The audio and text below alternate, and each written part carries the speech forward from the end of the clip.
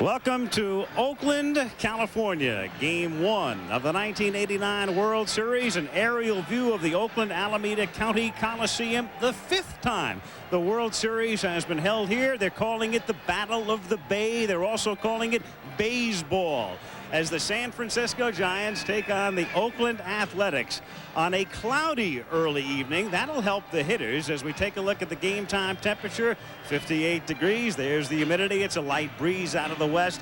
Forecast for low clouds in the early evening. I'm Al Michaels. Welcome to the World Series, this great regional battle, the Battle of the Bay. And when you take a look at the West Coast history of these franchises, it's a V-graph. The Giants came amidst great euphoria in 1958.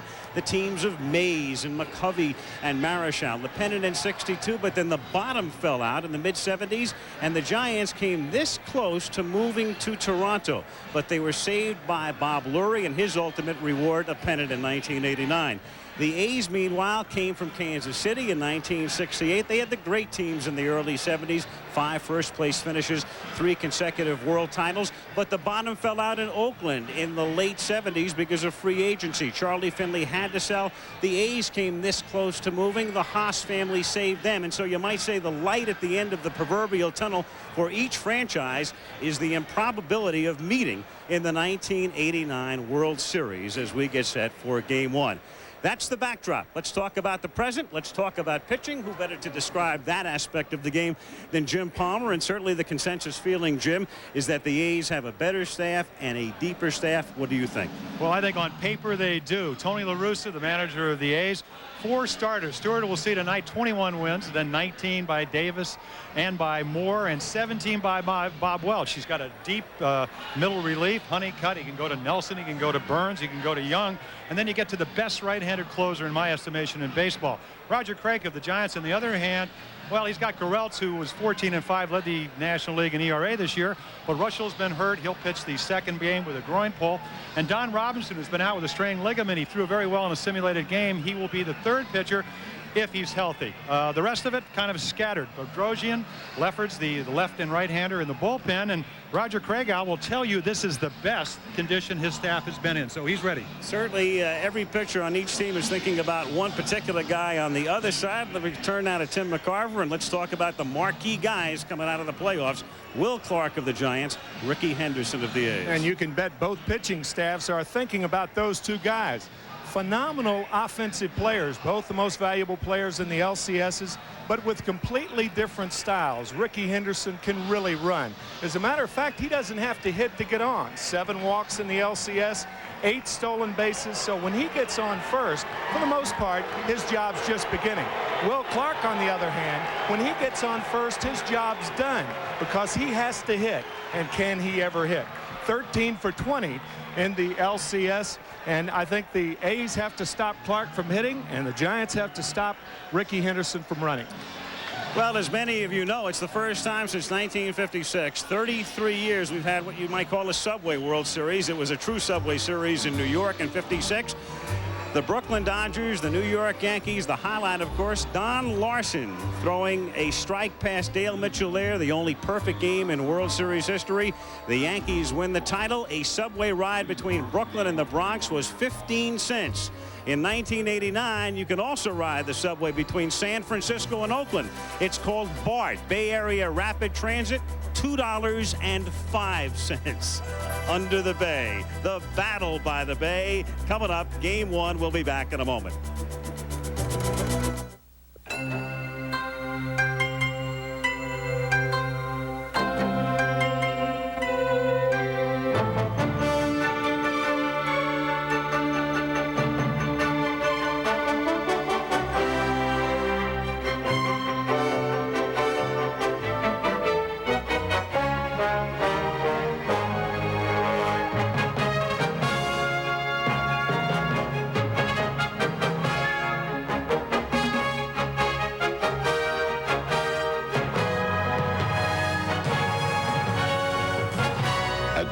To the spirit of competition from MCI, proof that commitment to excellence brings out the best. I like my bottom line, I hate wasting time. I like my MCI.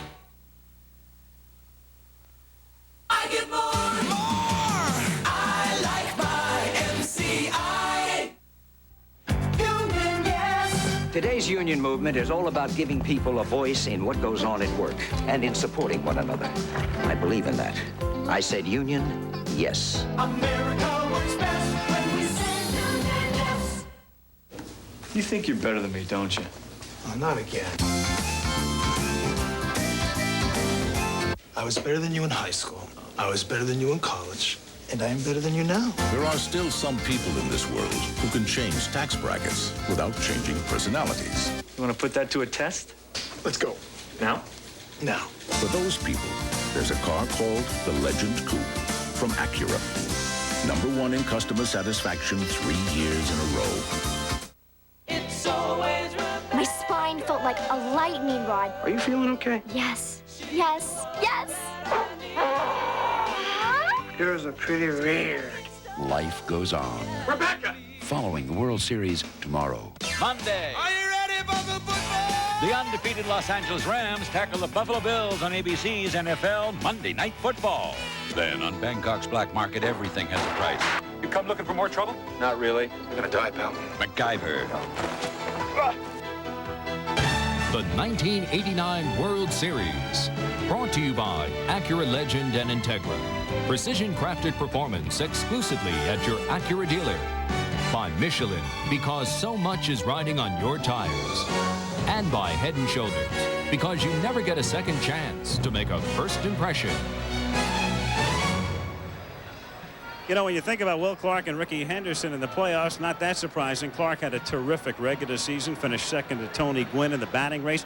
Henderson, you'll recall, started the year with the Yankees, traded to Oakland on the 20th of June. He is the once and present A, of course. He started his career here and then came back. And when you take a look at Rickey right there and you look at the numbers that these two fellows put up in the league championship series, Clark hitting .650. Henderson not only 6 for 15, but keep in mind those 7 walks, which led to 8 steals, which led to 8 runs. And of course, he made life absolutely miserable over a 5-game stretch for the Toronto Blue Jays, as this was an all too familiar sight. Rickey Henderson stealing third here, and of course a craw for Ernie Witt, the catcher, and when he wasn't walking and stealing or singling and stealing, he was homering, which he did twice in Game 4 in Toronto to lead the A's to a victory. Will Clark in Game 1 of the National League Championship Series hit a grand slam home run. He went 4 for 4 that night, and then of course last Monday, game tied in the 8th inning. Mitch Williams on the mound, base hit up the middle to drive in 2 to give the Giants the lead, and eventually the pennant. The final score was 3-2. Well, joining us for our pregame shows will be Gary Thorne and Joe Morgan for the World Series. And earlier they talked with Will Clark and Rickey Henderson. Rickey Henderson, in the league championship series, I'm not sure we've seen a ball player play as confidently as you did. Did you feel as confident as you looked? I feel confident, just being in the playoff. It took me a long time by getting in the playoff, and I was so wound up and doing so well for the team and helping the team get to the World Series based on because it was something that I dreamed of, getting to the World Series. So I was trying not to let anything get in my way. Rickey, to all those critics over the years who have said there's an on-off switch on Rickey Henderson, and some days he comes to play and some days he doesn't, how do you respond to that? I really can't respond to it because I don't recall the days that I come and I go, oh, I can shut it off, and then days I can come out there and say, oh, I'm going to go 4 for 4 and hit 2 home runs. I don't think any ball players have that control on what he can do out on the field. Just based on, I think, the things that, I do probably run so well that some days maybe I'm not running as fast as I was the other day. People say that you turn it on and off. I just think it's just based on you maybe went out and stole 4 bases that day. You're just a little tired and you try to save yourself for the whole game. Rickey, thank you. Have a great series. Rickey Henderson of the A's. Now Joe Morgan with Will Clark. Will, during the LCS, you swung the bat as well as anyone I've ever seen. But now you've had 4 days off. Do you think that'll affect your groove? Well, I'm hoping that it doesn't affect not only my groove, but also the rest of my teammates. I think some guys were starting to swing the bat real well, and 4 days off could hurt. The last image I have of you is running out that triple and hobbling around the bases. How's the knee? The 4 days off did help the knee. As far as the swing goes, we got to see. You guys are the underdog here. What do the Giants have to do to defeat the A's? Well, we got to go out there and execute like we've been doing all season long, but we got to keep their 1-2 hitters off for the big boppers. So if the big boppers get a hit, they're not going to hurt us. Good luck. Thank you. We're in Oakland for Game 1 of the 1989 World Series, and we'll return after this message and an ABC News brief. You know what? My dad bought a new car. So did mine. My dad got a V8. My dad got a V12. My dad got a sunroof. My dad got a convertible. My dad got a CD player. My dad got a car phone. My dad got Michelin. Michelin?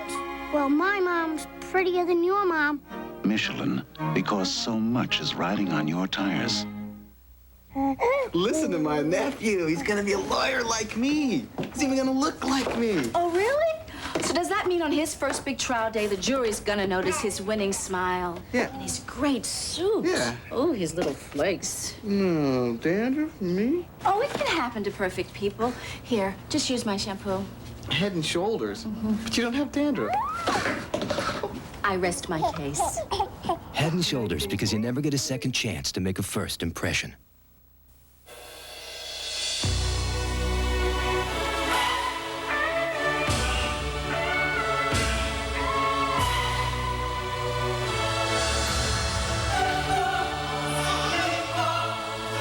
Introducing the 1990 Acura Integra, an automobile that can make getting there considerably more than half the fun.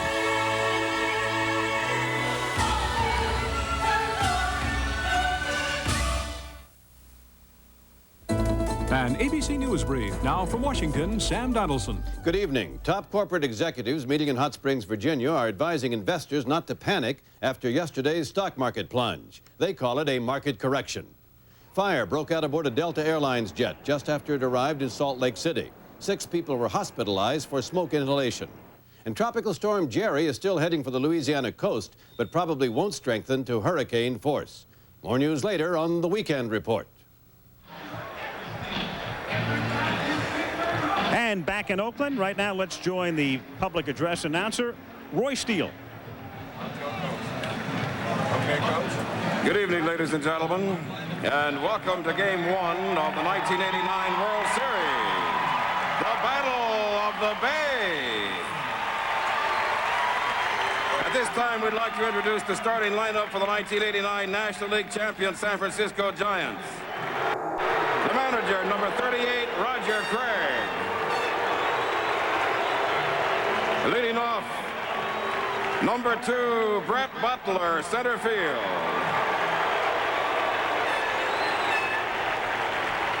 Batting second and playing second base, number 6, Robbie Thompson. Hitting third, first baseman, number 22, Will Clark.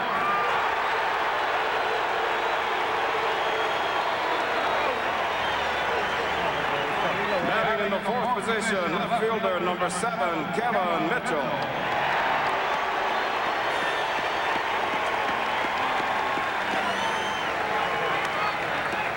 Hitting fifth and playing third base, number 9, Matt Williams.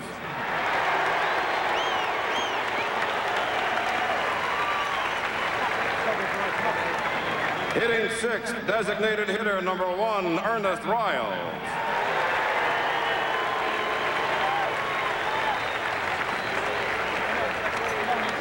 Batting seventh and playing right field, number 21, Candy Maldonado.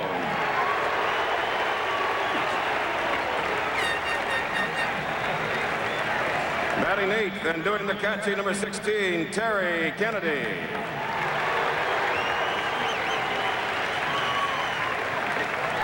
Hitting shortstop, number 23, Jose Uribe.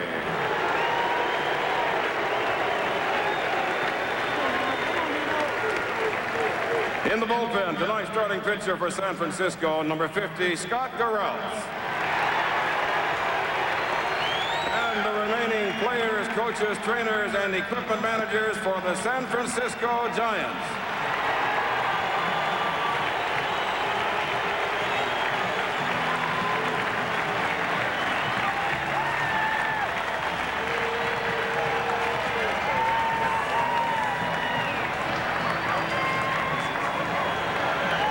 And now, your 1989 American League champion, Oakland Athletics. The manager, number 10, Tony La Russa.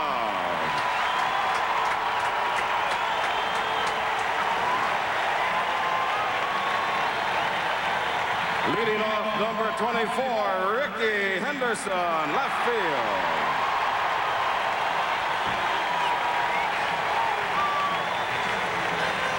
Batting second and playing third base, number 4, Carney Lansford.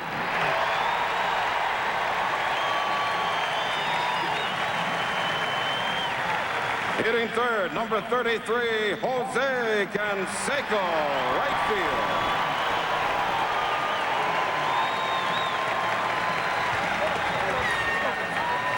Batting fourth, the designated hitter, number 39, Dave Parker.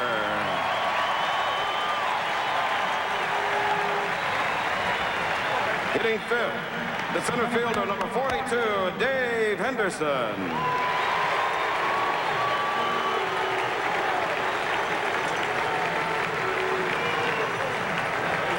Batting sixth and playing first base, number 25, Mark McGuire.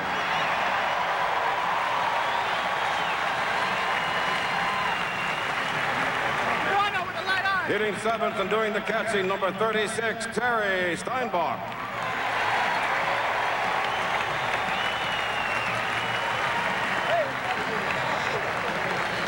Batting in the eighth position, number 2, Tony Phillips, second base.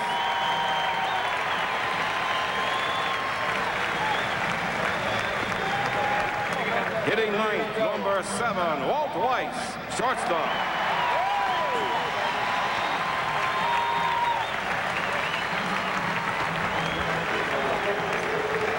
In the bullpen, tonight's starting pitcher for Oakland, number 34, Dave Stewart.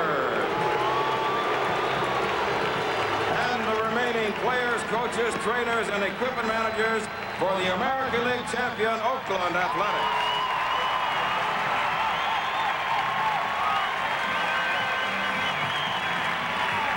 Ladies and gentlemen, please direct your attention to the center field area as the Naval Air Station color guard from Moffett Field present the colors for tonight's game.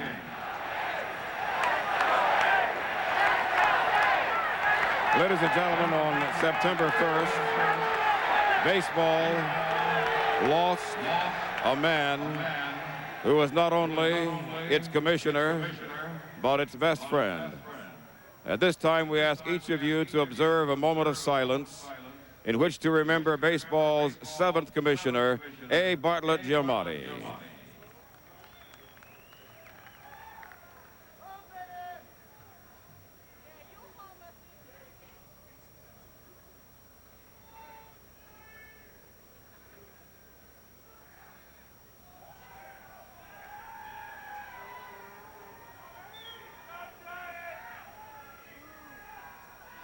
And now to honor America, please rise and join in the singing of our national anthem as performed by the world-renowned Whiffenpoofs from Bart Giamatti's alma mater, Yale University.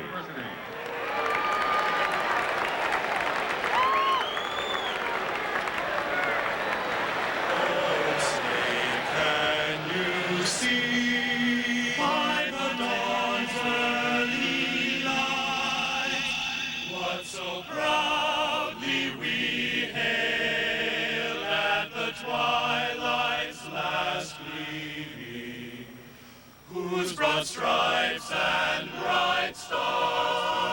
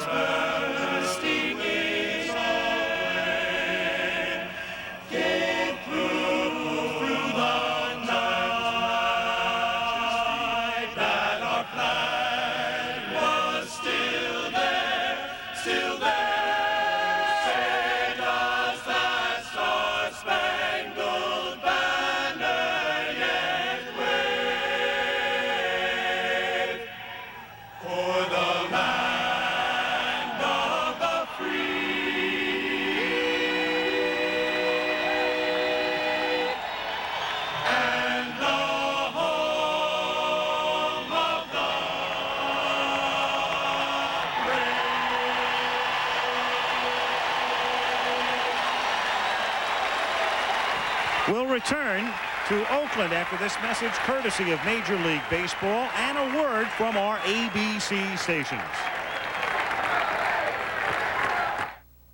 Enjoy baseball memories throughout the years by ordering your copy of the 1989 World Series souvenir program. Packed with more than 90 pages of features, historical facts, and photos from the Fall Classic, this program is truly a collector's item.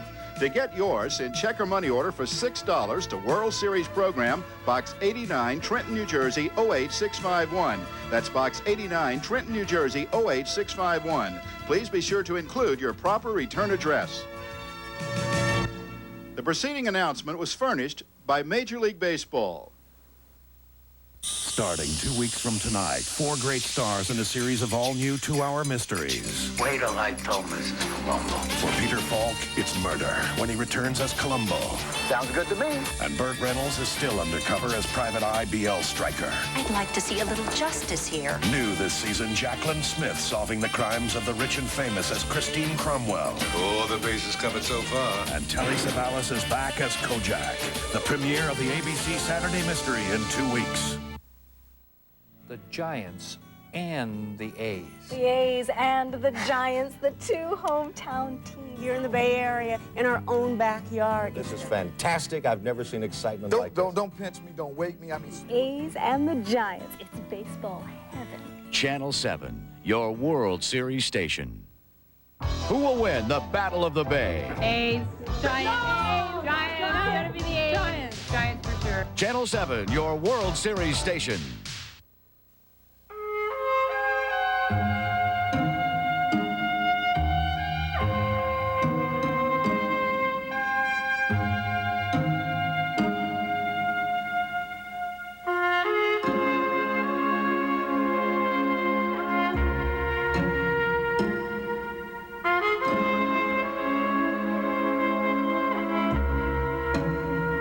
You have to drive it to believe it.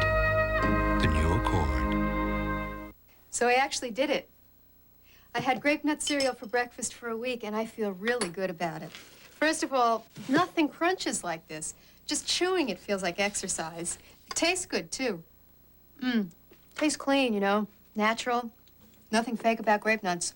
Just this good-for-you, healthy...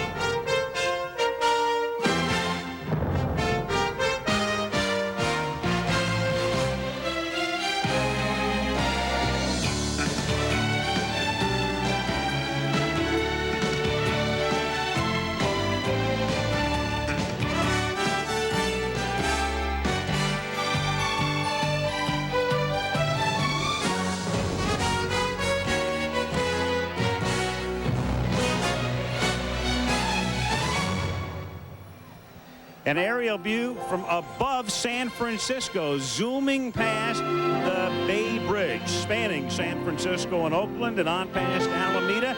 And in the distance there, the city of Oakland, California, about 350,000 population. Beautiful Lake Merritt, this area of nearly 6 million people. And as we pan left, downtown Oakland. This the site for the first and second games of the 1989 World Series, and now an aerial view from above the Oakland Alameda County Coliseum, the 5th time the World Series has been played here.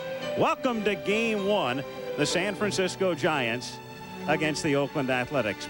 I'm Al Michaels, and as far as this matchup is concerned, taking a look at what people expected before the season, I think the A's were the consensus pick in the American League, and why not? They won the pennant in 1988, figured to be as strong. They added Ricky Henderson, but the A's will tell you to a man this one was sweeter. Why? Because Jose Canseco missed half the season because of a wrist fracture. Walt Weiss, last year's Rookie of the Year, missed about half the season with a knee injury, and Dennis Eckersley, the premier relief pitcher, missed about a quarter of the season with an arm injury. And then, of course, they were able to stave off Kansas City and California and beat Toronto in the playoffs. The Giants, meanwhile, figured to finish 4th, according to the experts in the National League West. And if you'd have told Roger Craig before the season he'd have to use 15 different starting pitchers, he'd have probably said, great prediction. I think the Giants winning the pennant might be something only appreciated in retrospect, the way Craig was able to do it. That team never lost more than 3 games in a row this season. Tim McCarver, let's take a look now at the matchup in terms of the A's who know they have some unfinished business because they lost to the Dodgers last year. The Giants, a lot of people feel, may be just happy to be here. Their first pennant in 27 years. What do you think? Well, I think the Oakland A's are heavy favorites for several reasons. They've made 5 changes on their roster, namely Ricky Henderson and Mike Moore. But the biggest reason Oakland's favored in this World Series is they're not facing a dominating pitcher like they were last year. Oral Hershiser, who won 2 of the 4 games that the Dodgers won, and the one he didn't win, then you had the miracle storybook home run by Kirk Gibson. So, I mean, the Giants, when you think about it, only named their 3rd starter tonight, and that's next Tuesday, and it'll be Don Robinson. On the subject of pitching, let's turn to Jim Palmer, formerly of the Baltimore Orioles, no stranger to the Cy Young Award. Of course, Dave Stewart's a stranger to the Cy Young Award. He keeps finishing second. What about tonight's matchup, Dave Stewart against Scott Garrelts? Well, Tim talked about the fact that they dominating pitcher Hershiser last year. The Giants hope it'll be Scott Garrelts, #1 in the National League in earned run average. They only hit .212 off him, so he can be tough. He's right-handed, a lot of right-handed hitters in the Oakland lineup, so it should be a good matchup. On the other hand, Dave Stewart, baseball's most consistent pitcher over the last 3 years. And he says he's unappreciated. Well, he makes well over $1 million a year, and I don't think Oakland would rather have anybody else on the mound, so it should be a good matchup. The Battle of the Bay. Glad you're with us. Settle back, Game 1 of the World Series coming up. The San Francisco Giants and the Oakland A's. World Series, the San Francisco Giants versus the Oakland Athletics. Brought to you by... Ready for Game 1 just moments ago, appropriately, the ceremonial first pitch of the 1989 World Series, delivered from the mound by Bart Giamatti's son, Marcus.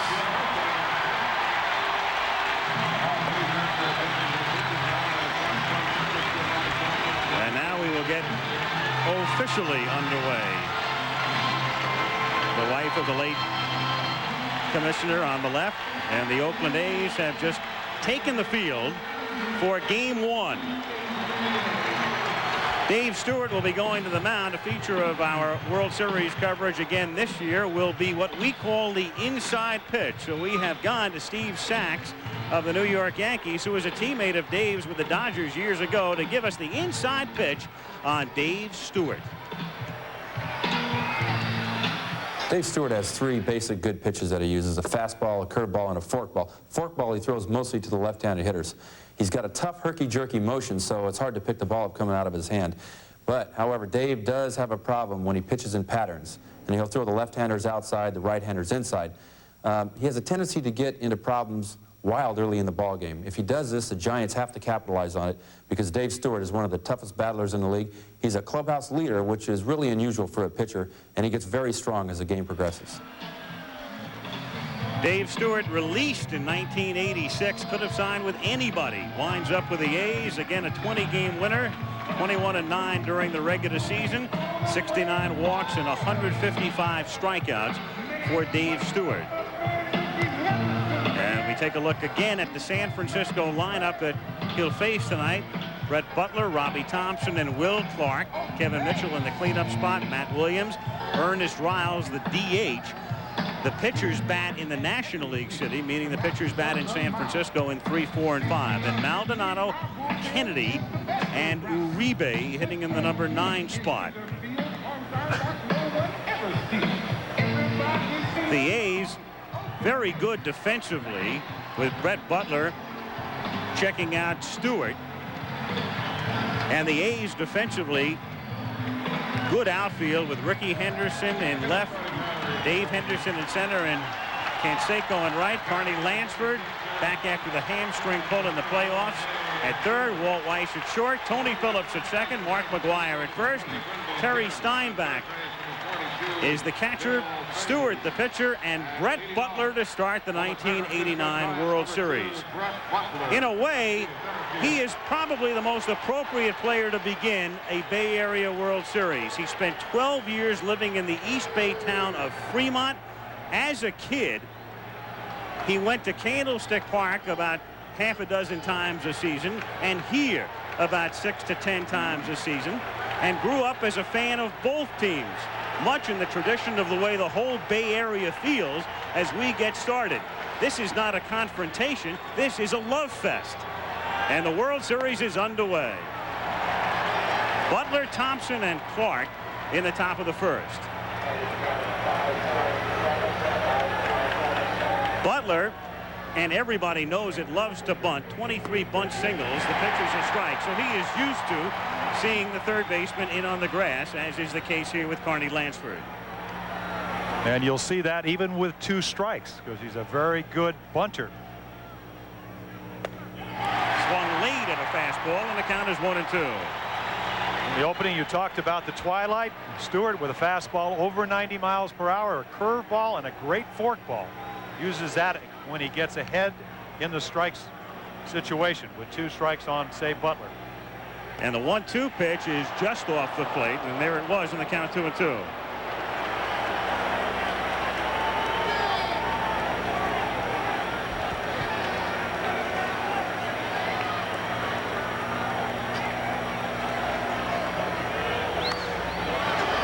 Count remains 2-2 on Butler, who plays in the World Series for the first time. Brett came up with Atlanta, then over to Cleveland, and then he became a free agent.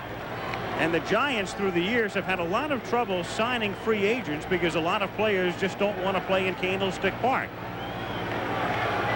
But Butler, loving the area, seeing the opportunity, signs on and lets a fly ball to center field.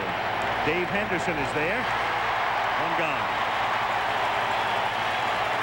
So one center fielder flies out to the other to begin the first inning, and Robbie Thompson comes to the plate. It was a week ago tonight that Robbie Thompson hit a home run that turned out to be the game-winning hit in Game 3 against Chicago. One of 3 game-winning hits. The next night, Matt Williams with a 2-run homer to beat the Cubs 6-4, and then Will Clark single up the middle off Mitch Williams, and the Giants won it.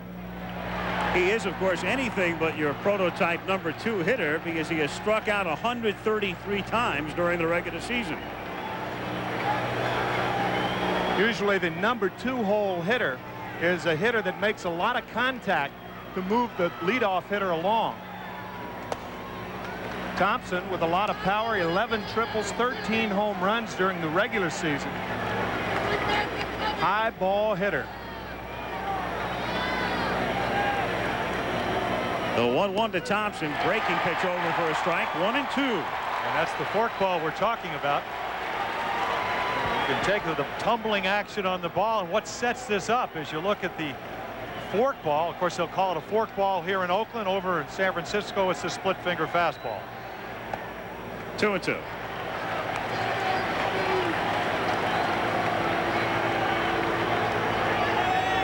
One out, top of the first. Will Clark on deck. And Thompson is a little dribbler to the left of the mound, and Dave Stewart throws past McGuire with a lot of room in foul territory. Phillips over to play it, and Thompson in at second.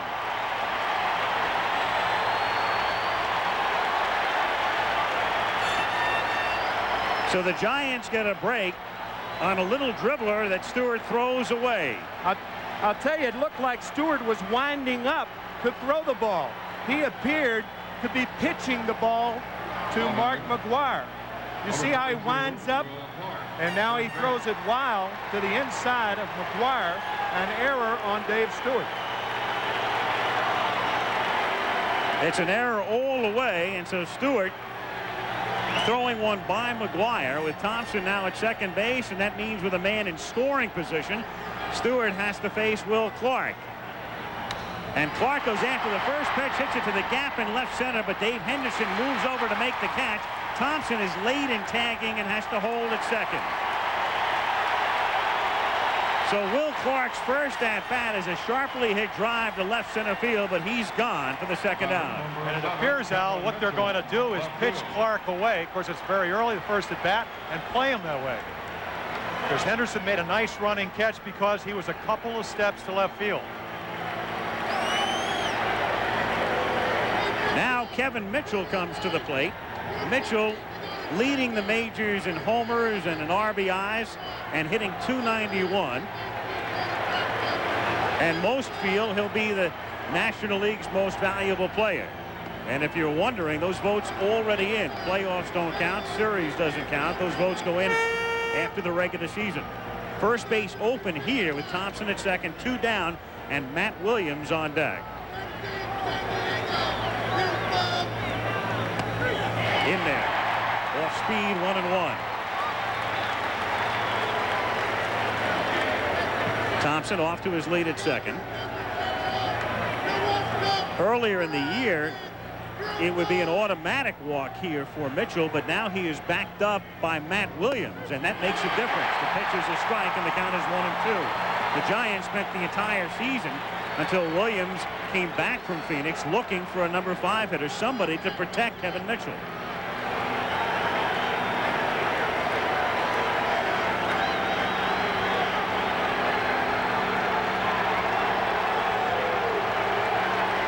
Here's the 1-2 to Mitchell. Hit to the right side and short hop nicely by Phillips to throw him out.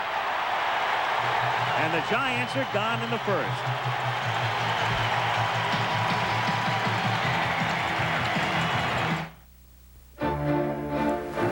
How are things at work, dear? Okay. They want me to use a computer.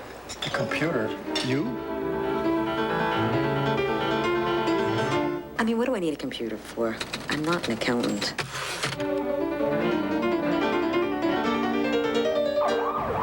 I figure, watch. I've been in this business 11 years, right?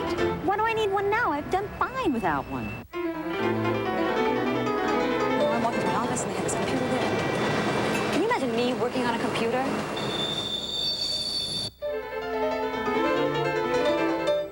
They figure if you can use one, then anybody can use one.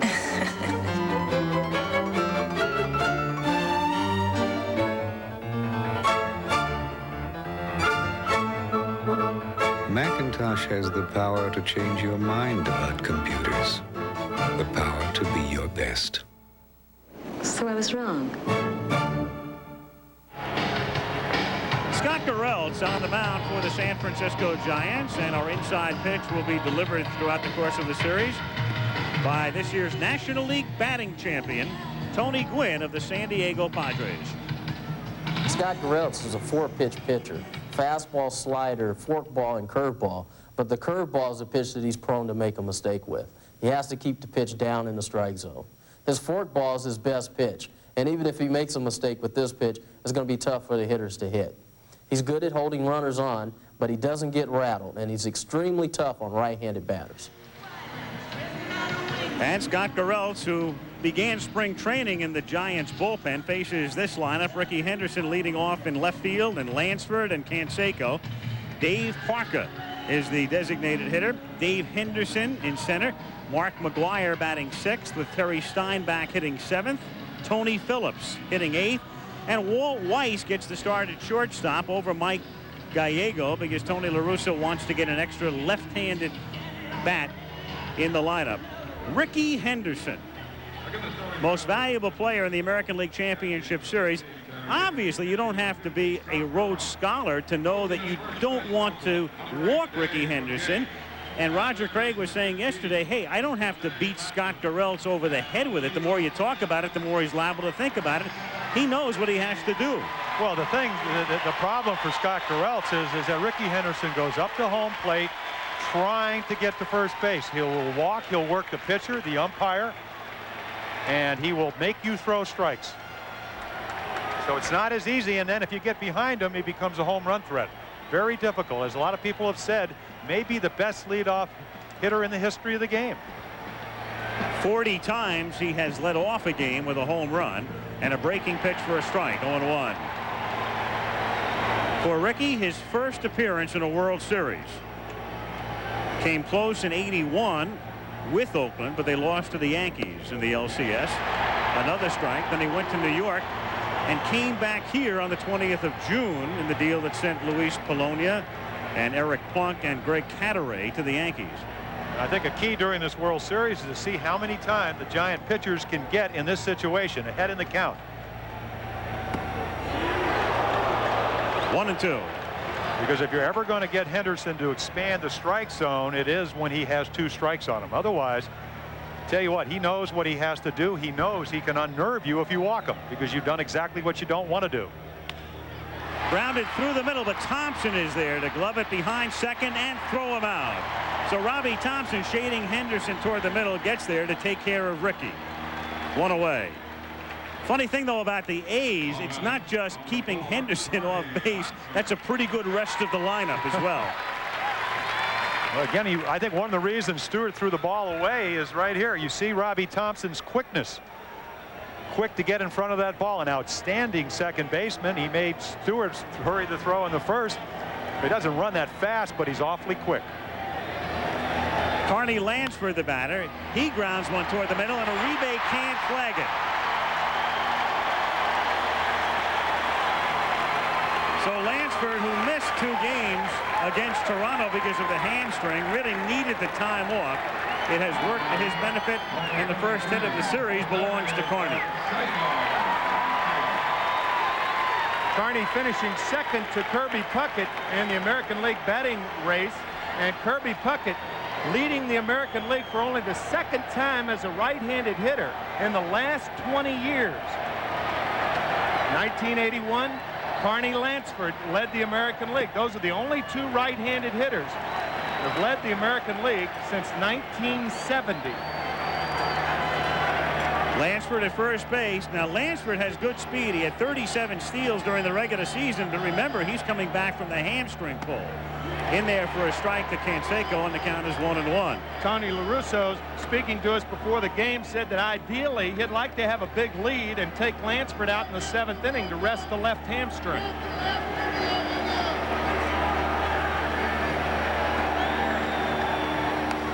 So many people talking about one of the keys being, of course, Ricky Henderson, but another key for the A's has to be Canseco. In last year's World Series, in his second at-bat, he hits a grand slam homer. It turns out that's the only hit he gets in the entire 5 games. And there it was. He was 1 for 19, and McGuire was 1 for 17. And the way they pitched him is they crowded him, the right-handers, Hershiser, with the fastball.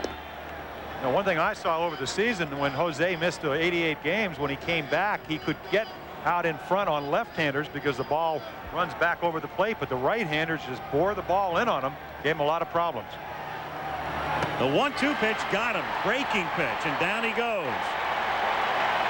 So Canseco becomes the first strikeout victim of the World Series. 2 down, and Dave Parker coming up. And there's that expanding the strike zone like you talk about, Jim. And what sets that up, Tim, I believe, is the fastball 2 pitches before, way inside, and you go away with a breaking ball. Dave Parker, as loose as they get. 3 hits against Toronto in the playoffs, including 2 homers. So he made the maximum out of the minimum. The designated hitter stands in. And he'll be a very key man for the Giants to get all series long, because the Giants have an all right-handed rotation. And he hits a comebacker, knocked down by Gereltz, and Scotty throws him out. So each team gone in the first, no score in game 1.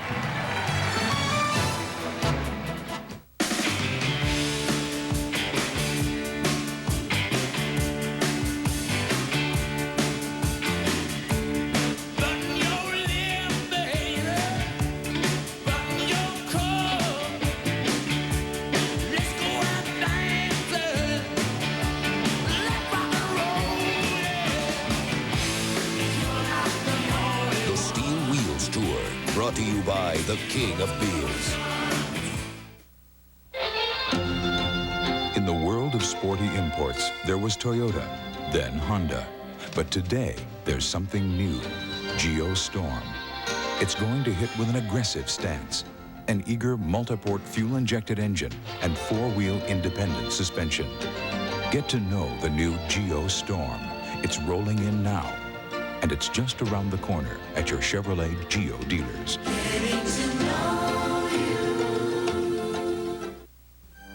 You're looking at the reason McDonald's coffee tastes so fresh. It never gets a chance to sit around. McDonald's coffee tastes fresh because our coffee's always pouring. Doctor, flying in a multiple trauma from Woodlake. What are the injuries? I need an EKG, current and basic. It's been done on what I leg? don't need them there. I need them here. In the time it takes to transfer a patient, this doctor is able to prepare a treatment. Because now the network of U.S. Sprint can fax the sharpest graphics in the world in only 6 seconds. Let's do it! 100% digital fiber optic fax. Only from U.S. Sprint. It's 11:35, and Roseanne Horn is learning all about her antifreeze. The hard way. Don't push your luck. Guarantee it. With advanced formula Prestone. Come on, answer. Well, are we all prepared for the baseball match today? Mr. Belvedere. Okay, troops, let's hit it. In the front row, Saturdays. Scott Garrelts, assuming the position of a catcher, blocks the ball and keeps it in front of him. The only problem was he doesn't have catcher's equipment on, and you could see Terry Kennedy saying, keep your chin up, Scotty. So we go to the second inning in game 1 at Oakland. No score. Matt Williams to lead off, and then Ernest Riles and Candy Maldonado facing Dave Stewart. Williams started the season with the Giants, got off to an awful start, went to Phoenix, played very well for the Giants AAA affiliate, and then he was called up for the second half of the season, and he has really filled the bill in the number 5 spot, and he's a great third baseman, and some people think he's an even better shortstop. Shortstop in college at the University of Las Vegas in Nevada. Strong throwing arm, good hands, soft hands for a big man. He's only 23 years old. Well, if you watched him in the playoffs, he missed only 1 ball. Swings and misses here, and the count 1-2. Roger Craig. Last time there was a Subway World Series in 1956, Craig was a Dodger. And as we mentioned at the top, a 15-cent subway ride between the boroughs. 2-2.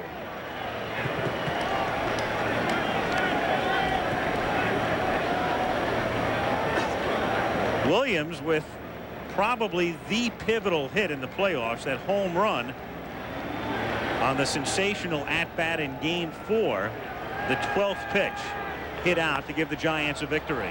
Pop foul and back out of play.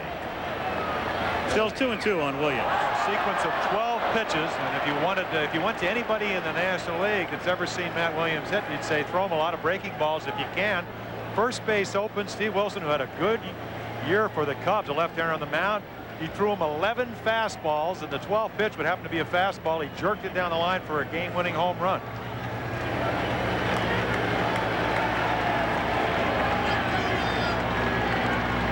The 2-2 pitch is fouled away. Williams trying to work on 2 things. He has the power. That's obvious. He's got to lift the average because he hit only .202 during the regular season. And like most power hitters, try to cut down on the strikeouts. He fanned 72 times in just half a season. And down he goes here. So Stewart has his first strikeout, 1 gone here in the second inning, and Ernest Riles is the batter. Well, one of the philosophies of Dave Stewart is you got to establish the fastball, even to a fastball hitter if it's your best pitch. And what happens is the fork balls ahead of the count early on set up the fastball right by Williams. Boy, now you got him thinking the rest of the game. Ernest Riles getting a chance to play because in the World Series now, the designated hitter used in the American League parks and the pitchers hit in the National League parks. And so Riles hits it foul. Ernest came over in a deal last year that sent Jeffrey Leonard to the Milwaukee Brewers. He can play third. He's a very versatile player and delivered a very key pinch hit down the stretch for the Giants, a grand slam home run one night in August in Philadelphia. That's grounded down to Phillips, and an easy play for Tony. 2 gone. 2 out, bases empty in the second with no score, and Candy Maldonado is the batter. If the Giants have one problem in establishing the lineup this season, it's right field. They've used Pat Sheridan out there and Donnell Nixon and Candy Maldonado. And I think Maldonado's getting the start in the World Series because of 2 plate appearances in the playoffs, both resulting in walks.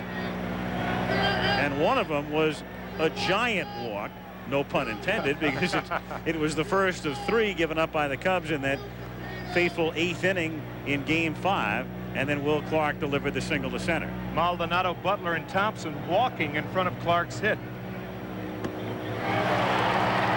0-1. With 2 outs.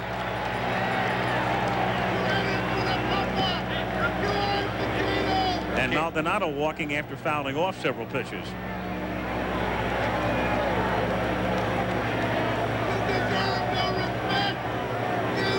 And that's the famous stare, the Dave Stewart, I guess you could call it stare,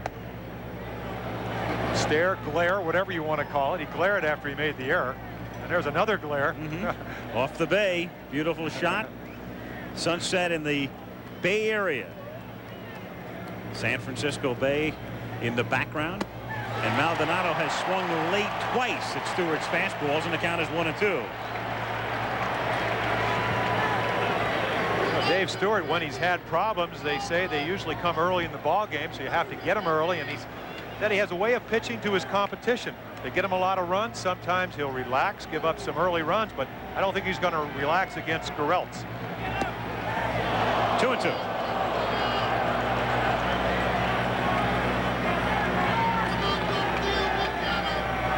Scott Gereltz viewing it from the Giants dugout. Back of first with 2 out, bases empty in the 2nd inning. And Candy fouls it off. The bottom of the Giants order is a key for the A's in the sense that they don't figure to do much damage, and the A's have to keep it that way. Maldonado 217, Kennedy next 239, and then Uribe in the 9th spot 221. So the Giants normally do the damage at the top. 2-2.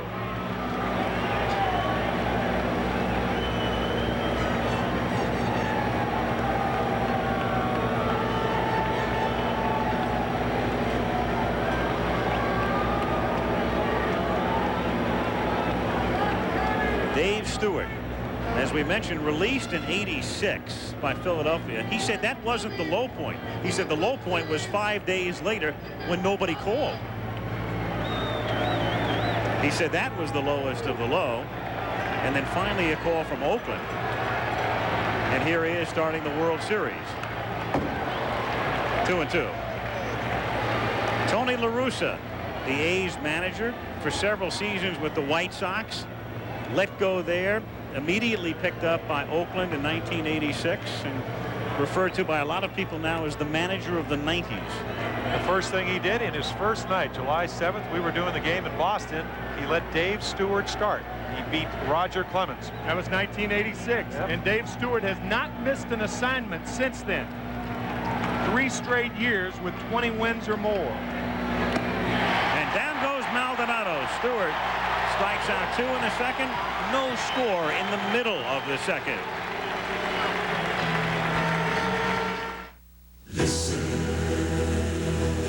Something new is happening at Chevrolet.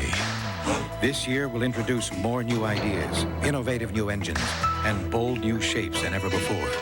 In 1990, you'll see why nobody's winning like the heartbeat of America. All you have to do is listen. The heartbeat of America. That's today's Chevrolet.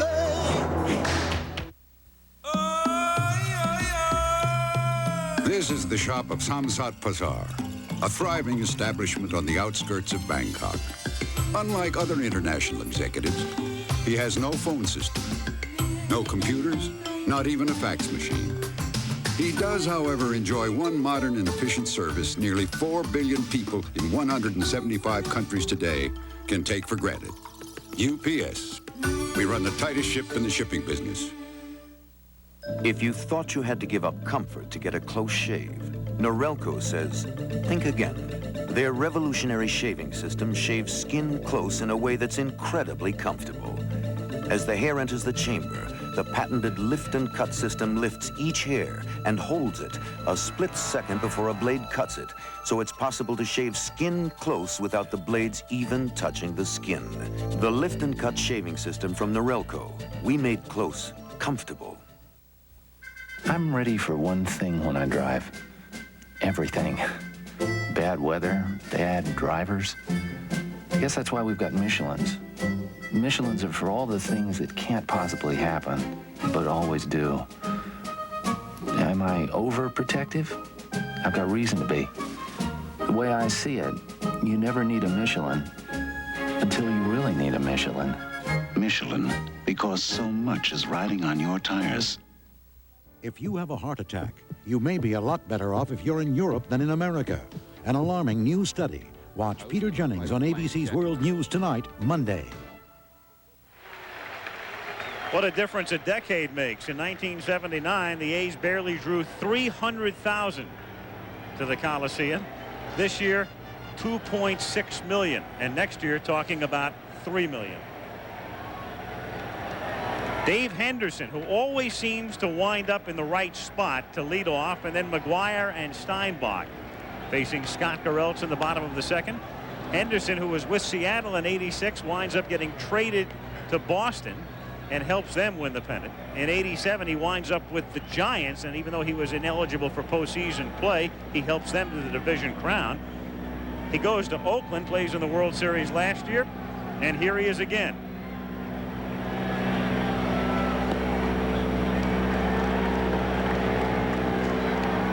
1-1 the count. Wendell Kim, the Giants' first base coach. And there is Al Talboy. Talboy sitting in the stands. He's the eye in the sky, positioning the Giants defensively. College coach on the peninsula, the San Francisco Peninsula. There is where he's sitting. You talk about modern day communications.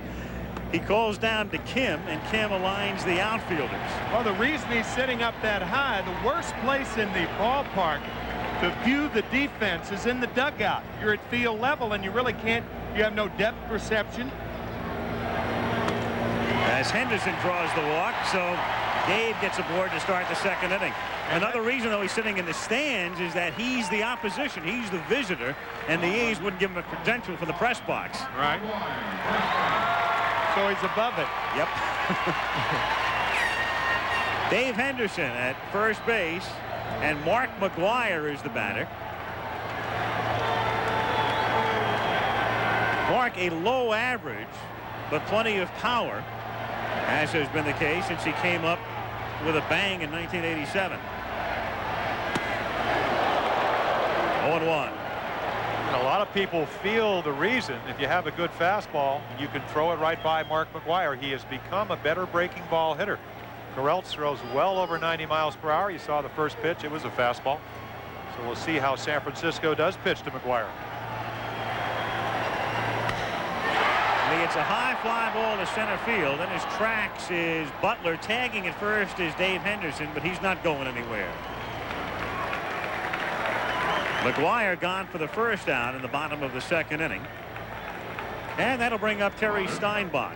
Number 26, Terry Steinbach. Steinbach, Tony La Russa feels, will be the premier catcher in the American League shortly. You'll recall last year he made the All-Star team, and everybody said, who? What's the deal here? Part of it was ballot box stuffing by the Oakland fans. The other, the paucity of real quality catchers in the American League. And then, as you know, what happens is he winds up as the All-Star Game MVP with a home run in Cincinnati. That's not your Spalding guide way to get back to first base. Henderson on his, even David Clark are laughing about it. Check this out. Well, look at the lead. It's about, if he took a traditional 1.5-step lead, he would have been in foul territory. He wasn't even off the bag. A little bit better lead there. Oh. Dave, with 8 stolen bases during the regular season, he was caught 5 times. That's why he's not taking a big lead. That's right.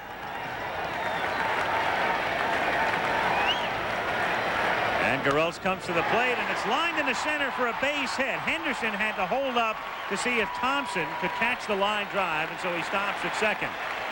And the A's with 2 on and 1 out in the bottom of the second inning. Steinbach with Oakland's second hit, and Phillips is the batter. The line of sight that Henderson has, you see, has to hold up because he can't tell how close that ball is to Robbie Thompson. And because he held up, that prevents him from going to third. And also what one of the cardinal rules of base running, never get doubled up on the ball in front of you. Heads up base running. Tony Phillips, the versatile infielder, can play second or third. He's a switch hitter, and it really doesn't matter. He's got a little more power this way. But he had 263 left-handed and 259 right-handed.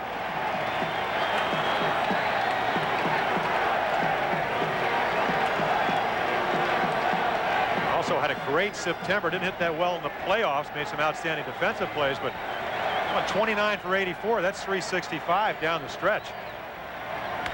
And he grounds it to the right side, and Clark was going back to first base. It goes through the hole for a base hit.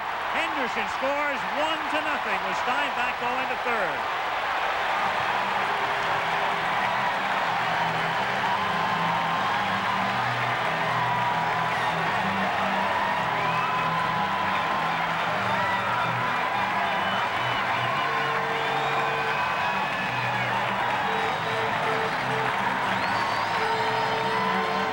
Good hitting is being fooled on the pitch, a curveball, and then keeping your bat back and then committing with authority, and that's what Tony Phillips does. Rifles one in the hole, and not only does Henderson score, but Steinbach ends up at third base with 1 out. And Walt Weiss is the batter. Infield at double play depth. La Russa not averse to squeezing in a situation like this.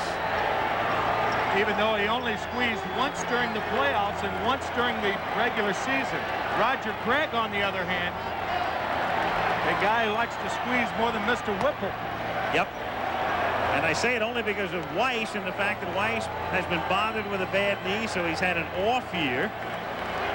And La Russa likes to be unpredictable.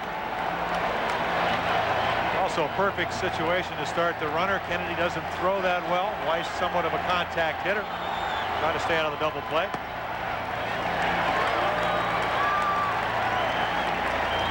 One and one the count.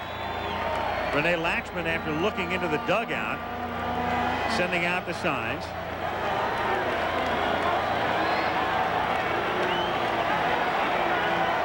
One out with runners at first and third.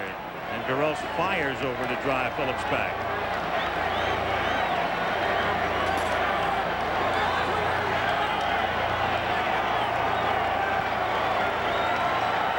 One and one to count. Looped foul off to the left, and the count 1 ball and 2 strikes on Weiss, who, like Phillips, is a switch hitter. He hit 235 as a left-handed batter this year, 228 the other way.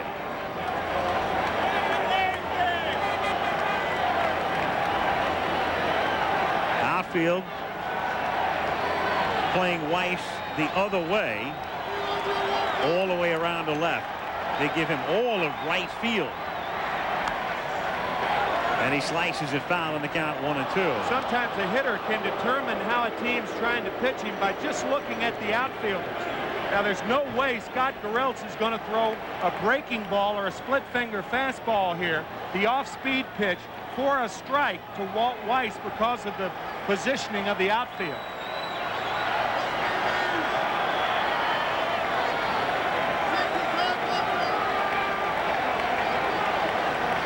The hard stuff is more prone to be hit the other way. The soft stuff is more prone to be pulled.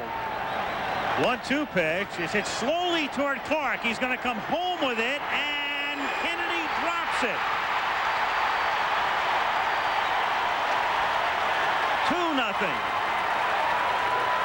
A, Clark appeared to have trouble getting the ball out of his glove, and then B, Kennedy can't hold on. And the A's have a 2-0 lead with 2 on and 1 out, and Ricky Henderson coming up. The one thing you do when you're receiving a ball from the right side of the infield, if you're a catcher, is keep your weight on your left foot Kennedy, with the weight on his right foot, allows Steinbach to knock the foot away from the plate, thereby knocking the ball out of the glove. It should be an error on Terry Kennedy. That was a good throw by Clark. Terry had plenty of time. Good hard slide by Steinbach. But the reason that Steinbach was able to knock the ball out of Kennedy's glove was Terry had the weight on the right foot and not the left foot. If you have it on the left foot, you ward the base runner off the plate. And Garrelts nearly throws one away, and the count is 1 ball and no strikes. They have given the error to Kennedy, an error on the catcher, so the bottom of the order accounts for 2 runs, still only 1 out, and Henderson, the leadoff hitter, takes the strike, and the count is 1-1.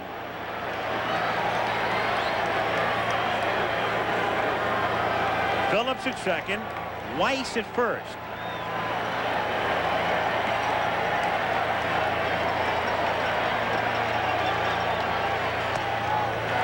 Two and 1 on Ricky. Well, here's even another situation where Henderson obviously would like to get a base hit, but if Scott Garrelts won't throw strikes, Ricky will go right down to first base, load up the bases, and let Carney Lansford, who hit .336 and already has a base hit. Very disciplined. Good breaking pitch. 2-2. Great breaking pitch. Terrific. 2-1. Boy, right off the table. Phillips to his lead at second. Weiss, the runner at first. Oakland leading 2-0, and the A's trying to break it open in the second inning. 2-2 to Henderson, just inside. Ball 3, and Garrelts thought he had him. And now 3-2 with 1 out. You can judge for yourself. Boy, it looks like it has some of the plate. Scotty Garrelts certainly wanted, but again, Henderson jumping away from the pitch makes it a little bit more difficult for Rich Garcia, the home plate umpire. See if LaRussa starts the runners. He does not, and the pitch is hit into right field for a base hit. Phillips is being waved in. Here comes the throw from Maldonado. It's offline, 3-0. Weiss to third.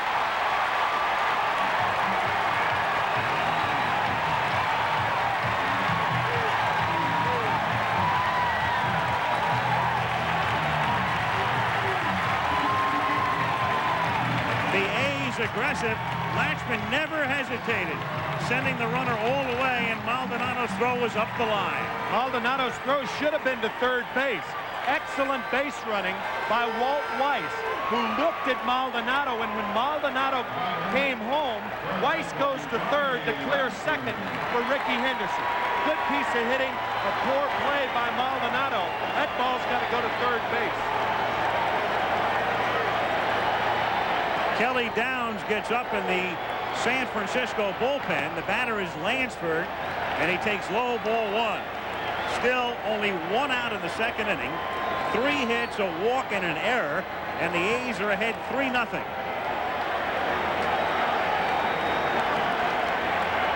Lansford hit into 21 double plays this year.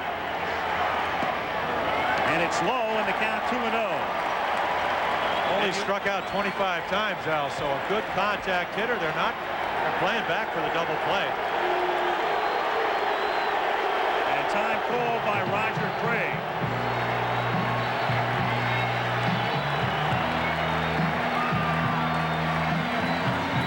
So a meeting at the mound, and Kelly Downs, who pitched very effectively in long relief, is up in the Giant bullpen, effectively in the playoffs.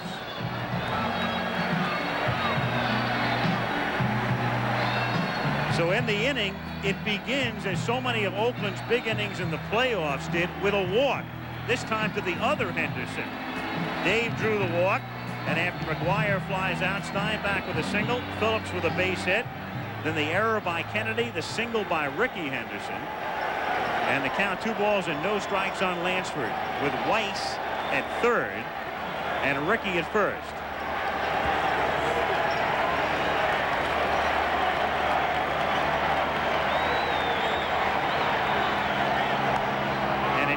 Up in the shallow left field. Uribe goes out, Mitchell comes in, and Kevin makes the catch, and the runners have to hold. So a big out, the second out. The infield can move back, and Jose Canseco comes to the plate.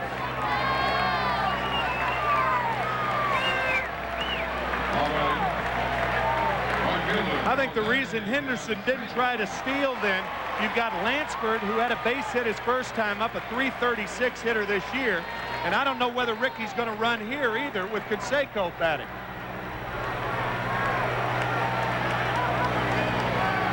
Parker follows Canseco, who struck out in the first inning.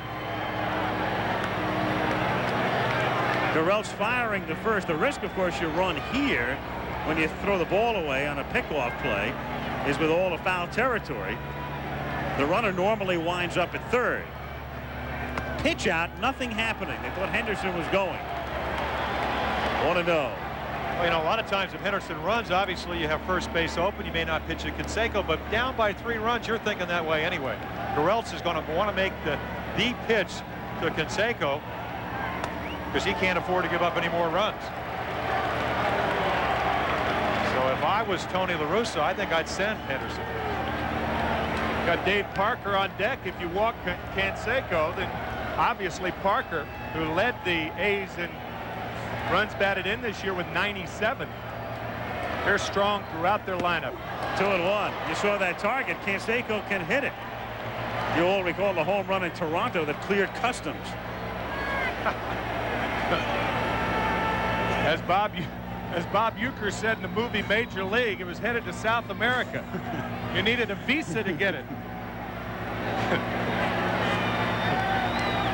2-1 to Canseco. A squib foul off the end of the bat, and the count 2 balls and 2 strikes. Jose, the 8th man to come up in the second inning.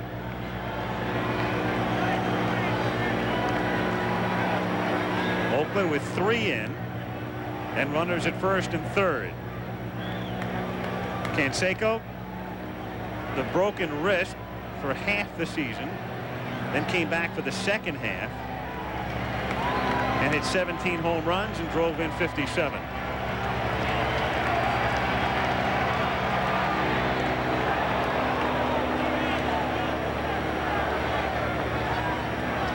.871 steals, 67 behind Lou Brock.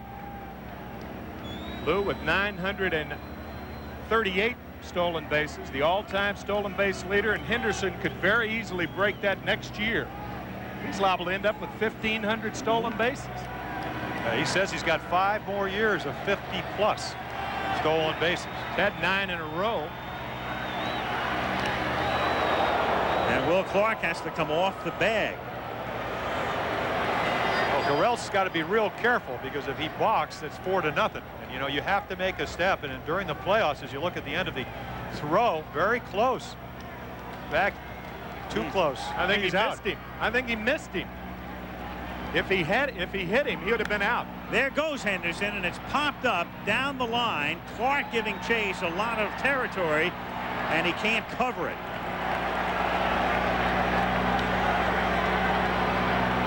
So it's still 2 balls and 2 strikes.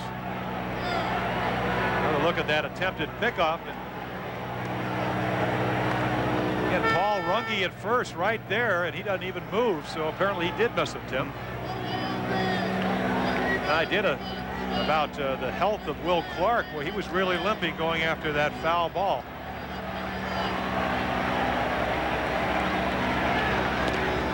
Soft throw to first, and of course Clark with that banged up knee, the result of a collision in September with Mike Scioscia of the Dodgers.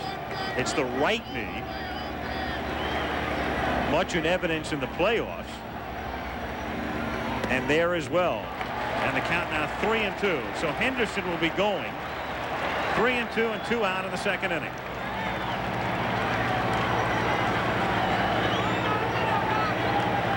And Will Clark, knowing Ricky is going, can play off the bag and behind the runner at first base.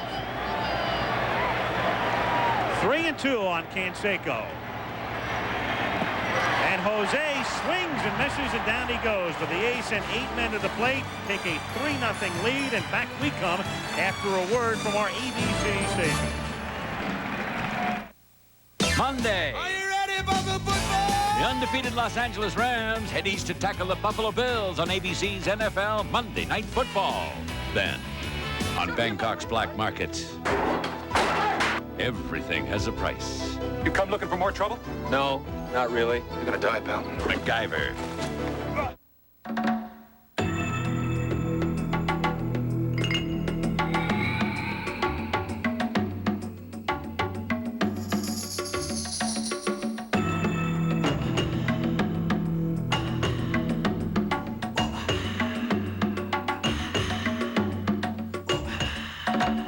The BMW 325i convertible, the ultimate tanning machine.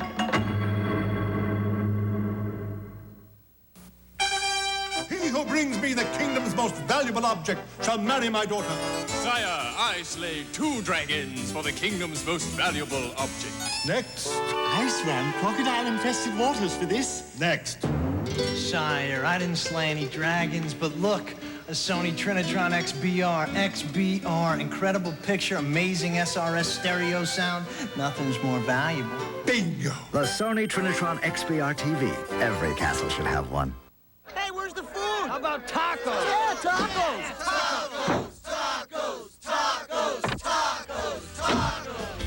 Taco Bell introduces Tacos to Go. Now get our original tacos in a traveling 10-pack or a 6-pack, all packed up and ready to go.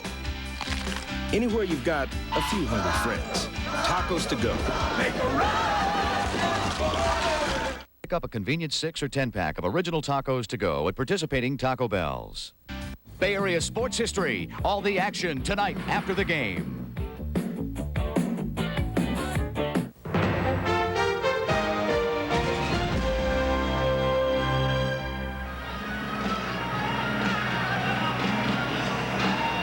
Back in Oakland for Game 1 of the World Series. A's draw first blood. 3-0.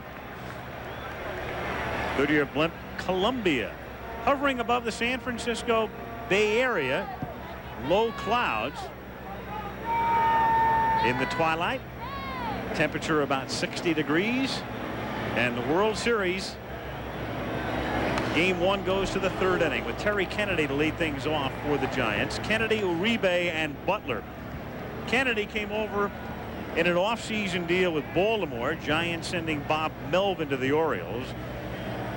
And when the season began, they figured he'd be the backup catcher to Kurt Manwaring. He's now number 1, and he grounds one down to Weiss, who throws him out. 1 out in the 3rd inning, and Jose Uribe comes to the plate. And we can tell you that the only unbeaten team in the National Football League, the Los Angeles Rams, take their 5-0 mark into Rich Stadium in Buffalo to take on the Bills on Monday Night Football at 9 Eastern Time, 6 Pacific. Frank Gifford and Dan Deerdorf will be Al Michaelis. You might say. Not planning to be there on Monday night. You have other things? Yeah. Right? Jose Uribe, switch hitter, takes a strike, and the count is 0-1. Giants shortstop as a left-handed batter, 276 this season. As a right-handed hitter, 200. And the pitch away, and the count 1 ball and 1 strike. Started the season hitting entirely right-handed. Went something like 4 for 50 and said, hey, that's not a good idea. Yeah, he had bridled at that suggestion at the outset. And the count 1-2. Tim McCarver told you about playing a guy one way and pitching him that way, and it appears they're playing him around the left field. They're going to throw him hard stuff, maybe a fork ball when they get ahead in the count, like 1-2, but they're going to make him hit the ball in left field. 2-2. The problem the Cubs had with Uribe in the playoffs, they threw him a lot of changeups. He doubled down the right field line when the defense was shifted the other way.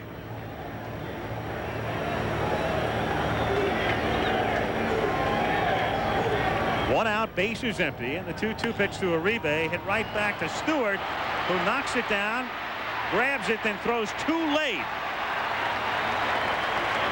So a break for the Giants as Stewart can't handle the chopper hit back toward the middle, and Uribe is on with 1 out. Well, Dave 0 for 2 tonight. Right there, I mean, he had plenty of time to field the ball. Probably had problems judging how hard it was hit. Again, takes his time. Uribe running hard all the way. Just beats it out. There's 2 outs that haven't been recorded for Dave Stewart and the Oakland A's. Yeah, the only 2 base runners, an error on Dave Stewart and a base hit by Jose Uribe. It scored an infield single, and Brett Butler, they appeal at third base, and Dutch Rennert says no, sir, 1-0. Jim Palmer disagrees with the official score. I can see it in your eyes. Right in the glove. I'm sure Uribe doesn't.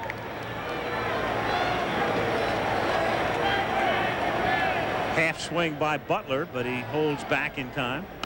And then Brett goes after the next pitch and pops it up. It's an easy play for Walt Weiss on the edge of the grass. And Butler is out number 2. So Uribe at first base, 2 down, and Robbie Thompson comes to the plate. It is difficult here at this time of day normally as you look at the outfielder's perspective, but as we mentioned with the low cloud cover, the outfielders and the hitters getting a break, with the lights having almost full effect right now.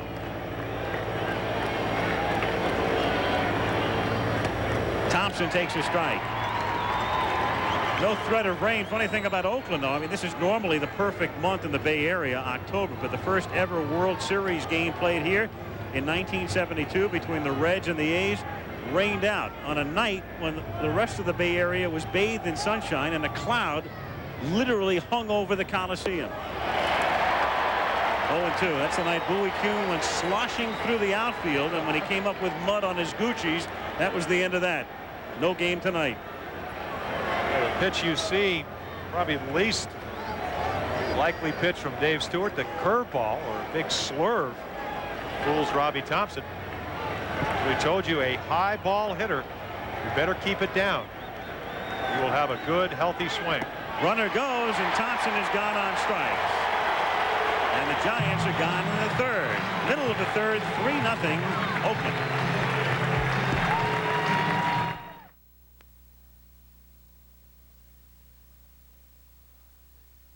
Night, dear. I think I left the living room light on. I'll get it. Oh, the kitchen, too. Got it. Control your lights from anywhere in the house. Just buy $15 worth of Stanley tools, and we'll send you a light maker, control unit, and lamp module free. Did you leave the light on for Chris? Of course I did. Also, enter the Stanley Tools Secret to Security contest with 200 prizes, including 10 Chevy trucks at participating Stanley dealers. Who's pulling away in advanced 4x4 technology? Chevy S10 Blazer or Ford Bronco 2. Both can get you through the mud. But when you shift from 4-wheel drive high to 2-wheel drive, Chevy with InstaTrack never asks you to back up, while Ford says you should stop and back up 10 feet for reduced wear on their front drive system. Chevy S10 Blazer is #1, clean and simple. Nobody's winning like the heartbeat of America. Today's truck is Chevrolet. You're in Hong Kong. I like it. I like you loud and clear. I like you close and near. I like my MCI. I like to wander and roam. I like to call back home. I get more. I like my MCI. I like my MCI. She's all ours. Business, got something new. Gonna bring you down. Red, white, and blue. I'm coming through this spot. Nice place. How about some customers?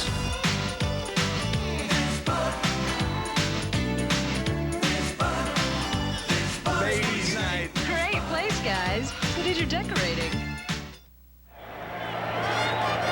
Dave Parker to lead off in the bottom of the third inning.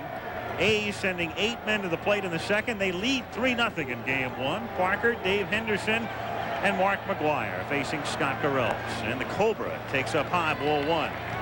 Parker played in the World Series first in 1979, 10 years ago with Pittsburgh, and then last year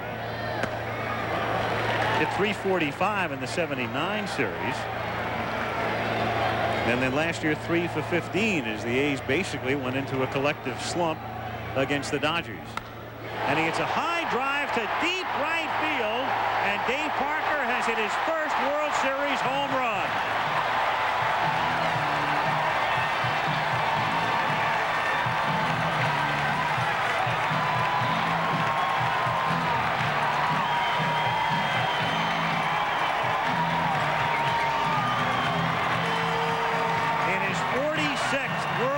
At-bat, Dave Parker, who had 2 in the playoffs, hits one out, and it's 4-0.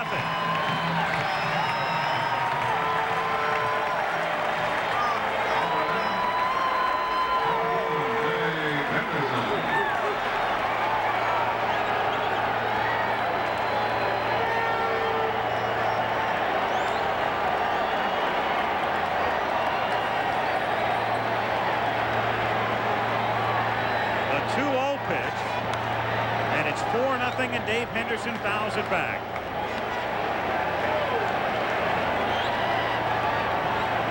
Almost every left-hand hitter, a low ball hitter. Great hitting count, 2-0. He just dropped the head of the bat. Right. And that ball was smoked. I mean, gone. That's grounded to Uribe. And Jose throws Henderson out. So 1 down in the 3rd inning. Dave Parker hitting 2 in the series with Toronto, and really, of course, savoring the second one when he was able to take a peek at Kelly Gruber as he rounded 3rd at the Sky Dome. Here's the home run one more time. Watch the ball down and in. A 2-0 fastball, the most volatile area for a left-handed hitter in particular. That ball down and in. If it wasn't that volatile, when you think about it, they'd make tees higher. Also a very deliberate run around the bases, very much like we saw up in Toronto and here in Oakland during the playoffs. In fact, he was almost in their dugout. That's how wide a turn he took getting to first. 2-1 the count. La Russa got him to shorten that little turn, though, last year. I mean, Dave would hit a home run and be in San Jose. And then come back up the shoreline as it's grounded foul, and the count 2-2. With McGuire at the plate, we can take a look at where he normally hits the ball through the course of the regular season. As you can see, he's a pull hitter, hitting predominantly to the left side, and the Giant defense reflects that. 3-2. In fact, in that low home shot, you see the center fielder Brett Butler pulling him to pull. And when he hits the ball to the left side, 354, up the middle, 305, and no success at all when he goes the other way. Hence the .231 batting average. And he goes the other way, and it's a little looping fly ball to right field, but it falls in for a base hit. So McGuire, who hit 147 when he goes to right field during the regular season, hits a little looper for a single. Of course, you don't want that to happen when you're already trailing 4-0, but over the course of a season, this is exactly what you want to happen to McGuire.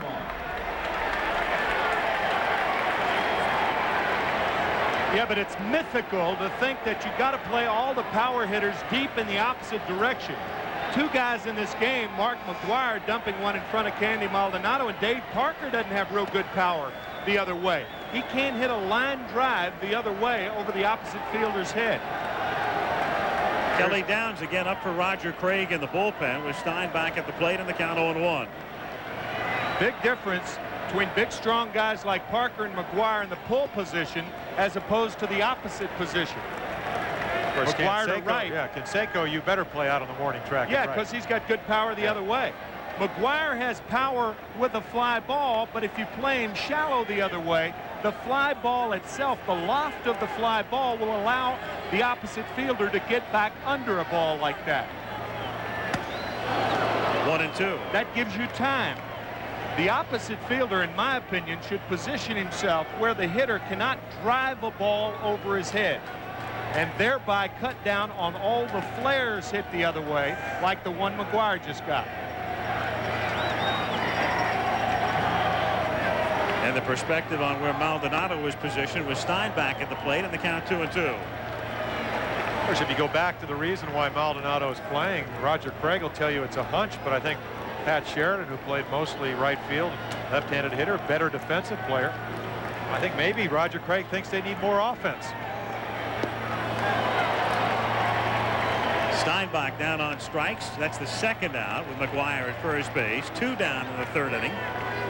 3 strikeouts for Scott Gereltz, and it will bring up Phillips. Now batting, second baseman Tony Phillips.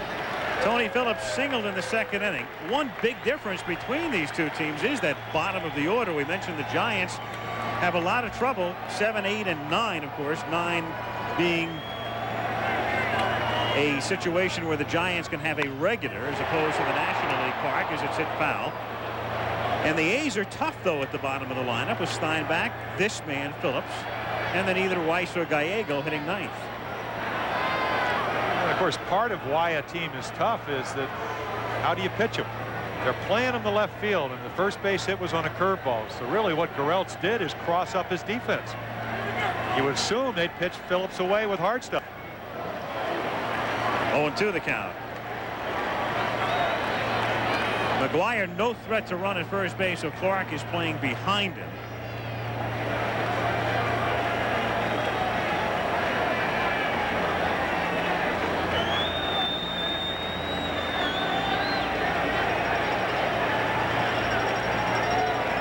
No balls and 2 strikes the count.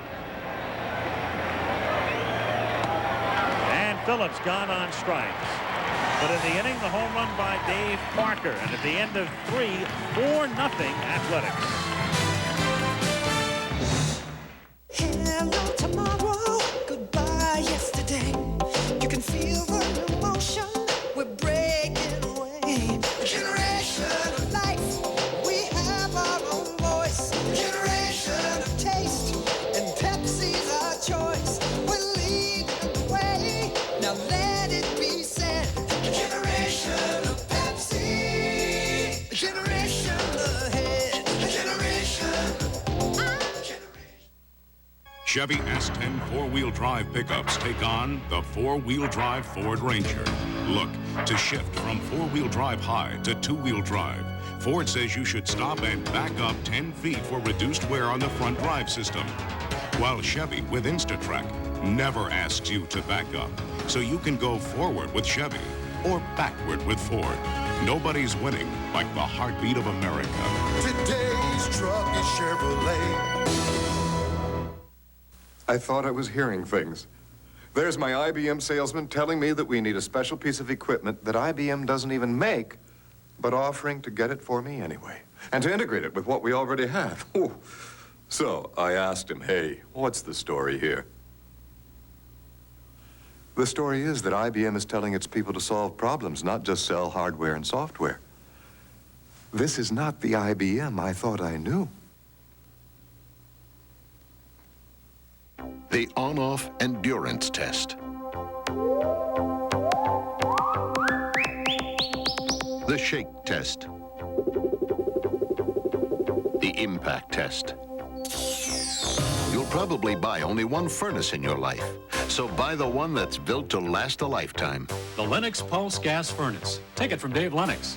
For home heating, for cooking, hot water, or drying, choose gas, America's best energy value. The 1989 World Series, brought to you by today's truck, Chevrolet. Nobody's winning like the heartbeat of America. Fourth inning in Oakland. Al Michaels, Jim Palmer, Tim McCarver. Game 1 of the World Series. 4-0 A's. Will Clark to lead off. And this is exactly when the A's would love to see Will Clark all series long, leading off. Clark, Mitchell, and Williams facing Dave Stewart. And Will takes away ball 2. 2-0. Giants limited to 1 hit. Scratch single in the third by Uribe. And Clark fouls it off, and the count is 2-1. Al, we mentioned the controversy between Dave Parker and Kelly Gruber during the American League Championship Series. Because of the 4 days off that the Giants and A's have had, controversy has arisen from the Giants camp, too. Fouled away, and of course Clark is in the middle of it. When you have 4 days off, it's almost like a Super Bowl. Week begins with Kevin Mitchell missing practice, and he was down in San Diego ostensibly closing on a house, even though there was some reports he was down there involved in a court case. As Clark pops it up in foul territory, and third baseman Carney Lansford is there to make the catch. One away with Kevin Mitchell coming up. Then, of course, it's Clark, who on Wednesday begins to talk about his ex-teammate Jeffrey Leonard and describes him as a tumor. And then on Thursday, Leonard lashes back through the media by saying that Clark is a racist. Meanwhile, while that's going on the Giants side, on the A's side, you have the never-ending Dennis Eckersley situation, which started during the playoffs with Cito Gaston in Toronto. And outside of that, nothing new this week. Mitchell at the plate. Fouls it away, and the count is 0-1. Bobby Brown, president of the American League, apparently is not going to look at the films that the Blue Jays sent to him until after the... And that's, of course, it's not from the Blue Jays themselves, but from the stadium operations up at the Sky Dome in Toronto. So he will wait till after the World Series. Pitch away, and the count 1-1. Tony La Russa assured us that they can look all they want and they will find nothing. And he was adamant about it. You're better than your teammates, Kevin. They need practice to block you. 1-1 to Mitchell. Swung on and missed, and the count 1-2. One thing La Russa is concerned about with the Eckersley thing is Dennis is a very sensitive guy and very sensitive to these charges. And he reacted. In fact, he was very apologetic that he apparently was profane in his reaction to Cito Gaston. That he lost his head, which is what Gaston wanted him to do. Hoped it would cause him to pitch less successfully. In the dirt, 2 balls and 2 strikes on Kevin Mitchell. A guy who is even more sensitive to his pitchers is the pitching coach of the Athletics, Dave Duncan. Tony says if you do something to one of the pitchers of the Athletics, Dave Duncan never forgets it. Well, one of the things that happened, of course, you probably read about the Bobby Valentine controversy. Bobby was working the dugout area for NBC during the playoffs, and it was Duncan who thought perhaps that it was Valentine who tips Gaston off to Eckersley's supposed Emory board. And Tony, even though he was implicated in originally, said, hey, look, I never for one moment doubted that Valentine was involved. I never said it. I don't know where it got started. And Valentine is not at all to be implicated. And of course, Bobby, during the course of the week, said, hey, if anybody can prove that I had anything to do with that, I'll quit. I'll resign as the manager of the Rangers. 3-2 to Kevin Mitchell. Is lined into right field for a base hit. So the first solid hit for the Giants and their second hit overall. And Mitchell at first base with 1 out, and Matt Williams coming to the plate. I know Kevin had such an outstanding National League Championship Series. He hit .353 with 2 home runs, but overshadowed so much by Will Clark. He's been up twice. He's hit 2 balls right on the nose. One that was speared by Phillips in that line drive. But that's where you want him to hit it. Hit it the other way and hope it stays in the ballpark. After hitting 47 during the regular season. 1-0 the count on Williams. Again, remember what they say about Stewart. Has trouble usually early, but does pitch to the level of competition. He's got a 4-run lead. He sat on the bench a long time. Broken bat pop-up in foul territory, and lots of room in the logo for Carney Lansford. 2 down. Logo of this particular World Series noted as the Battle of the Bay. And there is the Bay. San Francisco Bay. We're in what's known as the East Bay. And Tuesday, Wednesday, and Thursday, if necessary, over in the city.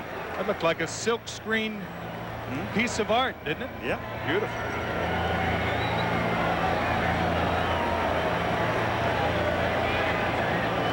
Dusk in Oakland. Tell you, to take you back to Steve Sax's inside pitch about Dave Stewart. You saw Matt Williams, a good fastball hitter, getting jammed when he was ahead in the count on the fastball, and I think that herky-jerky movement of Stewart is one of the reasons for that. Mitchell at first, and Riles takes up high. That's another reason.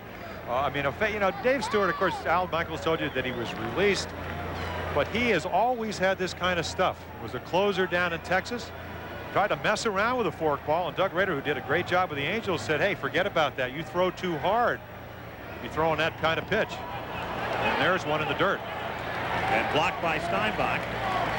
The minute he comes over to Oakland, Tony La Russa says, hey, you're going to be a starter. You got a curveball, you got a fastball, but that forkball will make all those pitches better. Not when you throw it here, well out in front of home plate. Again, 20 wins, 21 wins last year, and 21-9 for Dave Stewart.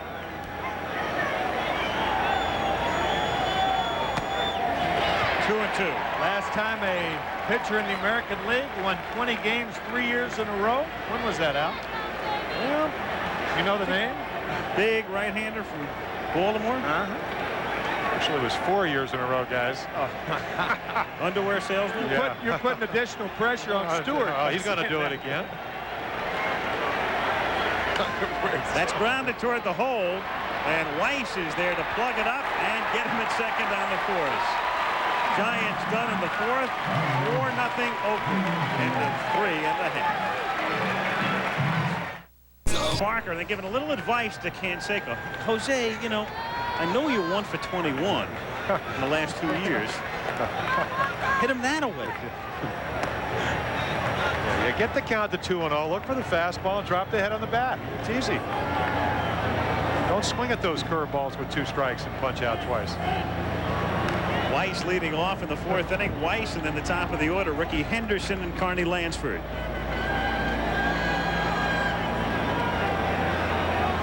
Four runs, 6 hits, and an error for the A's. No runs, 2 hits, and an error for the Giants.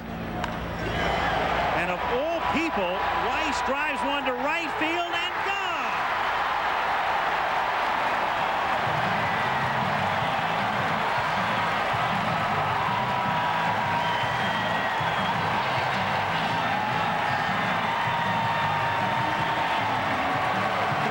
During the regular season.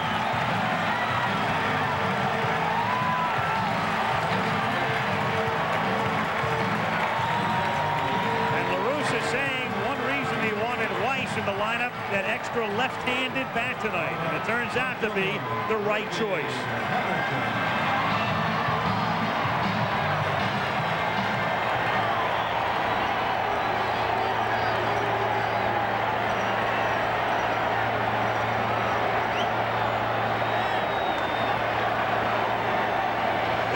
Have jumped on top 5-0. The Giant bullpen gets busy again, and Ricky Henderson is the batter, and Atlee Hammaker gets up in the Giant pen.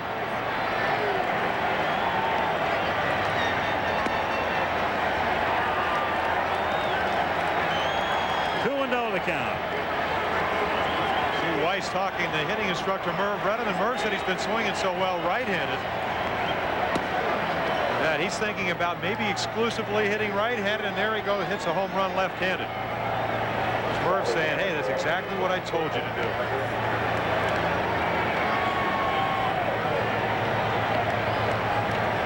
All 3 of his homers this season came as a left-handed batter, and the count on Henderson is 3-1.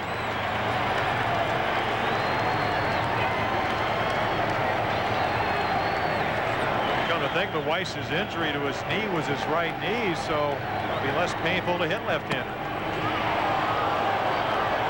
3-2 the count.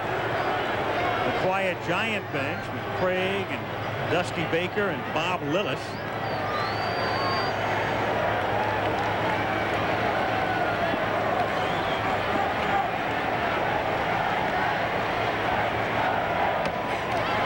It's in there in the count, 3-2. Brantley is also throwing, or Kelly Downs rather, is up again. It's the third time in the Giant bullpen with the left-hander Hammaker. And Henderson gone on strikes, 1 out. I don't think there's any question that Ricky Henderson intimidates the umpires. I think he gets a lot of mileage out of questioning called strikes. He questioned that 3-2 pitch, and I think over the long haul, nobody in baseball gets as much mileage out of questioning umpires' calls as Ricky Henderson. As a matter of fact, he was even joined by George Steinbrenner when he was with the Yankees last year. Lansford hits a fly ball to shallow left field. Mitchell comes in and puts it away. So 2 down after the leadoff home run by Weiss. And it'll bring up Canseco. The strike zone controversy with Steinbrenner and Henderson was, will the strike zone be where he starts his stance, or will it be where he finishes? And the American League umpires said, hey, where you finish your stance is where we're going to call the strikes. Ricky didn't like it, nor did George.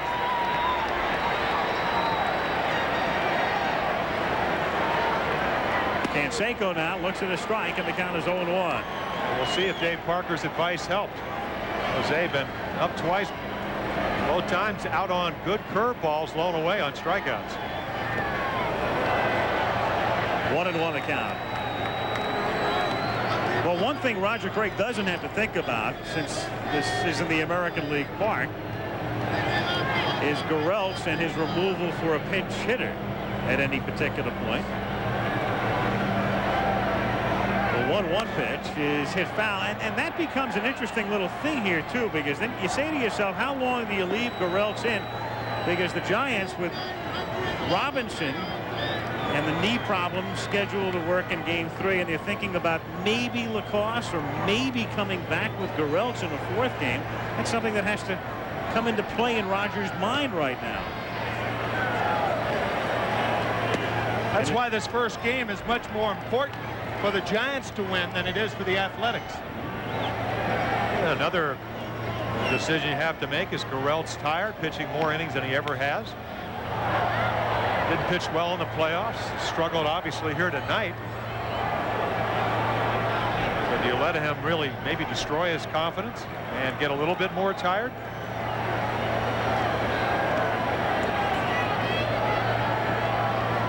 Well, there's some question about how the Giants will set up the entire rotation for the series. There's little question in the A's camp with Stewart tonight, Moore tomorrow, Welch in Game 3, and then Storm Davis in Game 4. And the count full on Canseco, 3-2. Because if you ask how come the transformation from Scott Garrelts from a reliever to a starter, Roger Craig will tell you he's got a fastball, he's got a curveball, and he's mixed them up well along with a forkball. Popped up, foul territory, and room there for Clark, and Canseco is 0 for 3. He's done no damage, but that man has, among others. As we go to the 5th, it's 5-0 Oakland. Back we come after a word from our ABC stations. We go to the 5th inning, Game 1 of the 1989 World Series. It's been that kind of night. That picture summing up Scott Garrelts' evening. Walt Weiss driving one over the wall. Dave Parker has also homered. The A's got 3 in the 2nd, 1 in the 3rd, 1 in the 4th, lead 5-0, and Dave Stewart sails along as we go to the 5th inning. Maldonado, Kennedy, and Uribe. Candy struck out in the 2nd inning.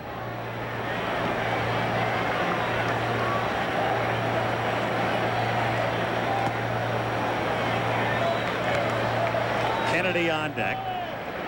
Funny thing about Kennedy, his father, Bob Kennedy, now a Giant consultant, was the first Oakland A's manager when they moved here from Kansas City in '68. As Maldonado pops it up in foul territory, and Mark McGuire has a lot of room. 1 gone. So now Kennedy, of course, grew up in a baseball family. His dad, the manager of the A's in '68 when Charlie Finley brought the team west, and now working in the Giant front office under Al Rosen.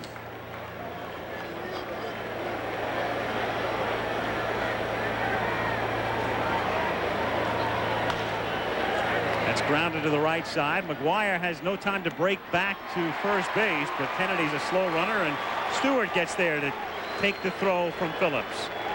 So 2 down in the 5th inning. Is that Roseanne? Is that the real Roseanne? That's the real Roseanne. Well, for a moment it was somebody dressing up as Roseanne. Nope. You mean dressing down as Roseanne? You said it. You said it. Well, look, I mean, very casual here. She'll be in mink over in San Francisco, no doubt. 2 down in the 5th inning, and Jose Uribe is the batter. Scratch single in the 3rd was the first Giants hit. And the count 1-0.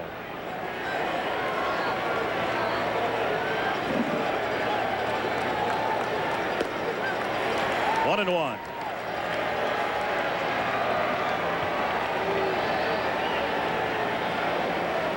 Coliseum, this has been a real home of champions in the last couple of decades. 5th time the World Series has been played here. And the former, and who knows, maybe future home of the Raiders. Grounded to short, Weiss on the run, throws him out. An easy inning. The Giants gone quietly and quickly. And it remains 5-0 A's. Off for Oakland, as he did in the 3rd inning with this result against Garrelts.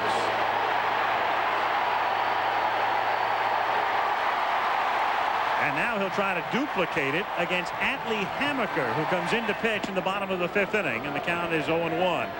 So we speculated before. I mean, Craig has to keep his options open, so he's elected to remove Garrelts, and Scott was, let's face it, ineffective, 5 runs in 4 innings, but it does give him that 4th game option now, and the count is 0-2. He's not locking himself into having to pitch somebody else in game 4. He can now come back with Garrelts, who, when he's worked extensively on a given day or night, has not been effective on 3 days rest. But he has been effective at Candlestick Park in San Francisco.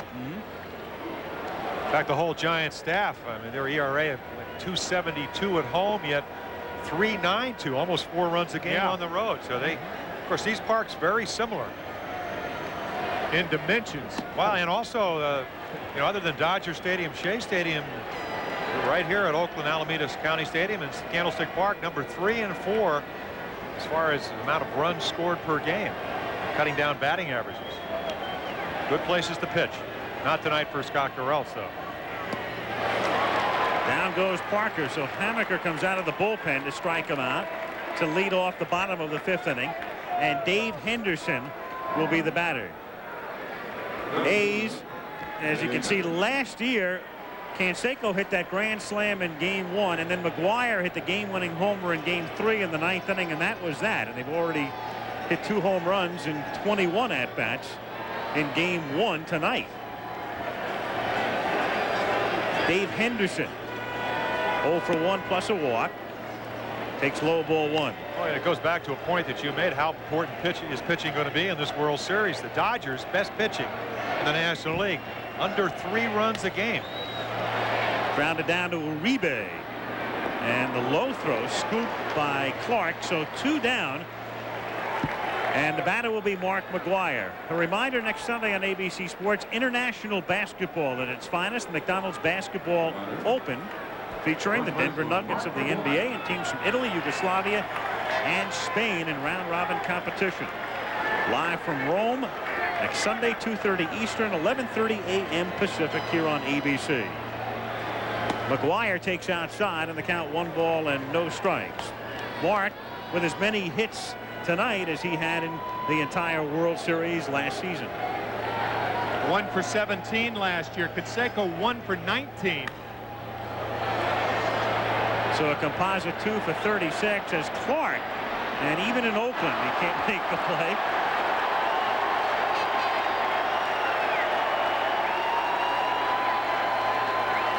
And the count is 1-1.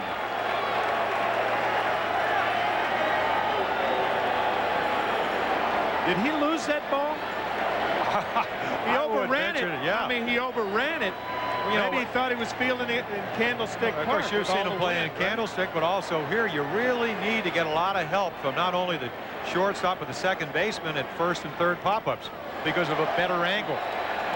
So Robbie Thompson, it's like playing in right here. If Robbie Thompson gives up on this ball, and right there you see that Will Clark doesn't have any idea where it is. I lost it too. Yeah. Robbie had the best angle, but Will Clark had actually overrun it. But he fooled Thompson on the play. I think a play like that, with the conditions as ideal as they are right now, a case could be made that should be an error. Will Clark, a usually outstanding fielder, and Robbie Thompson, you could see him pull up because he thought Clark was under the ball. He was under it, but not under it. He was under it, but he was 10 feet away from it.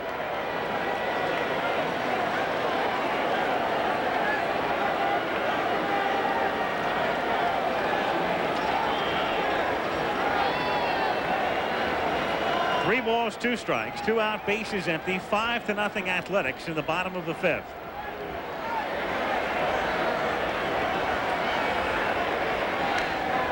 And McGuire staying alive with the count 3-2.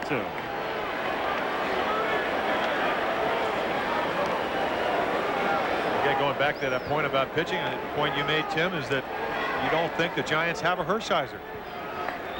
Somebody that can dominate them like the Dodger pitching staff did last year and even dominated the National League this year. They just couldn't score runs. Shattered bat and a looper into right center field and a base hit. So McGuire, who gets a second life when the foul ball drops untouched, capitalizes with a single to center. So Mark is 2 for 3 tonight, and the A's have had at least one man on in every inning. Again, the hard stuff. If you're not trailing 5-0, this is what you want McGuire to do. Hit 33 home runs this year, along with Jose Canseco, the only guys in baseball history that have ever hit 30+ home runs their first 3 years. So you'll take the looper. Smaller guys can't get hits like that. Number one, they're not strong enough to carry it over the infield. And number two, the outfield is more shallow for the smaller guys, and they catch a ball like that. So there's a lot more of an advantage to being big and strong. Number one, they play you deeply to where you can get your share of broken bat hits, and that's what Mark just did. So McGuire tonight with a little looping fly ball that drops into right field for a single and a shattered bat single, and Steinbach fouls it away. And the count is 1-1. The crowd getting on Clark as Will this time does run out of room. What can you say about Will Clark after that National League Championship Series? They should name a candy bar after him, right? You've got a Reggie bar. Already have. Baby Ruth, that's what I'm saying. The name is already taken. He did so well against the Cubs, they named a street after him in Chicago. Right, on the corner of Addison and Clark. Yeah, Mitchell might change his name to Addison, right? That's grounded foul, and the count is 1-2. The Thrill Bar. Well, I guess apparently Ken Griffey Jr. They sent a box of Ken Griffey Jr. candy bars. They said, couldn't you come up with a more original name for the bar? I don't know if a Thrill Bar would sell. Not in Oakland, I'd have second thoughts about buying a Thrill Bar. You would? Yeah, I would. You'd have bought one in San Francisco Monday afternoon. You'd have bought anything. 2-2. McGuire at first base, and Clark playing behind him with 2 out in the 5th inning. A's on top 5-0. In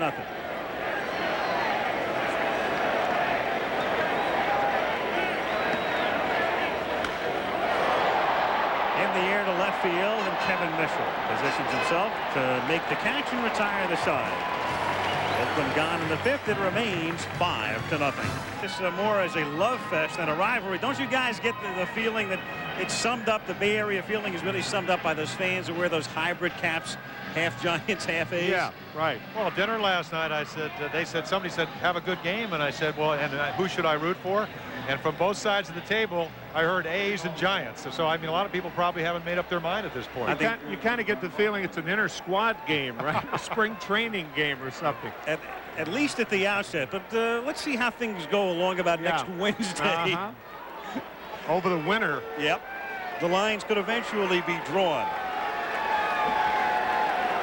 Game 1. Moving to the 6th inning. Dave Stewart on the mound. And he's been ahead on the count to just about all of the Giants. because he picked up that early lead. He's limited them to 2 hits, and it's the top of the order. Brett Butler at the plate, taking high, and the count 2 balls and no strikes. Butler, Thompson, and Clark. Every time Butler comes to the plate, you'll see that shot of Lansford or any third baseman in on the grass because of his bunting prowess in there, and the count 2-1. Again, Butler really hitting Stewart well in the American League when he was over there with Cleveland, 11 for 28 with 10 walks. So on base about 55% of the time. And that's what he's got to do. I mean, if you want to contrast Brett Butler in the playoffs to Ricky Henderson, didn't take as many pitches as Henderson did. Didn't walk as many times. Did not have a particularly good series, only hitting .211. There he takes it. He's going to make Stewart work down by 5 runs. And if he gets on, boy, then you got to pitch to Thompson and Clark and Mitchell and Williams. 3-2 to Butler. He's popped in the air in foul territory. Lansford and Steinbach both come over, and Carney puts it away.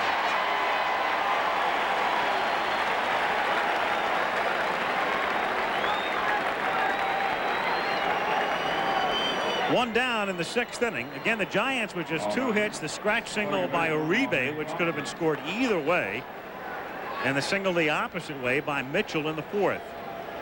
Stewart has not walked the man, and he has struck out 3. Robbie Thompson at the plate. 1-0.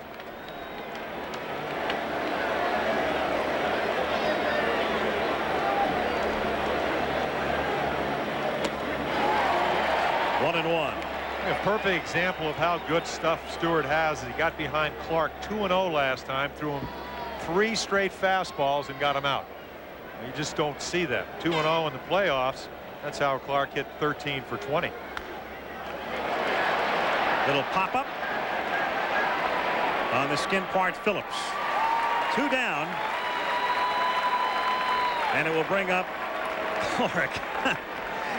We last saw that in Chicago before the playoffs. An aerial shot of the Cubs logo here, one of the skyscrapers with "Go A's" in lights on the shores of Lake Merritt. Goodyear Blimp Columbia providing the shots. Oakland sparkling on this Saturday night, the opening night of the World Series. Clark at the plate, and the count 1-0.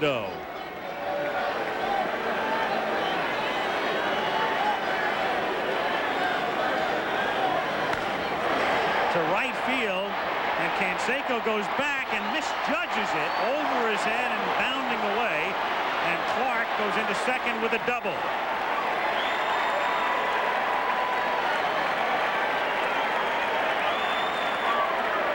So Canseco having trouble gauging it, Clark hitting it sharply, and the Giants with their 3rd hit. For the 2nd time, and just about every outfielder will tell you the hardest play is the ball directly over your head. You don't really know which way to turn. And he turns to his left, and again the ball hit awfully well. Slight misjudgment, but that's 2 line drives that Clark's hit tonight. The batter is Kevin Mitchell. It's in the dirt. Clark has to hold at second. To show you Stewart's dominance to this point, that's only the 4th ball the Giants have hit out of the infield. 2 of them by Clark. 1 a fly ball to center. Now the double. Butler fly to center to start the game, and then Mitchell with a single to right.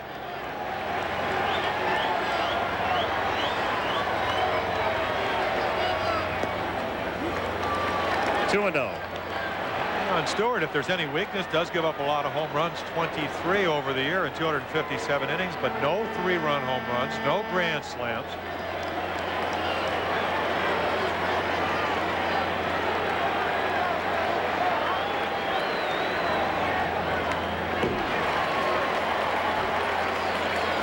And also enough arrogance that even when you're facing a guy that hit 47 home runs and 2 in the playoffs, you'll come with a 5-run lead right down the middle and say, hey, is my stuff better than yours? Mitchell just missed that 2-0 fastball. Could have been a 5-2 ball game very easily. People talk about baseball being a game of inches. In no other area is it more evident than on the bat. Difference between a swing like that and a ball going out of the ballpark about a ½ an inch. Get under the ball. 2-2. And of course, Dave Stewart, what he's hoping that the reason he's won 20 games over the last 3 years is that he has just enough movement, Tim. Yeah. To cause that ½ an inch or quarter of an inch, the difference between a line drive and a pop-up, home run, and maybe a base hit. He is not afraid to throw the ball over the plate.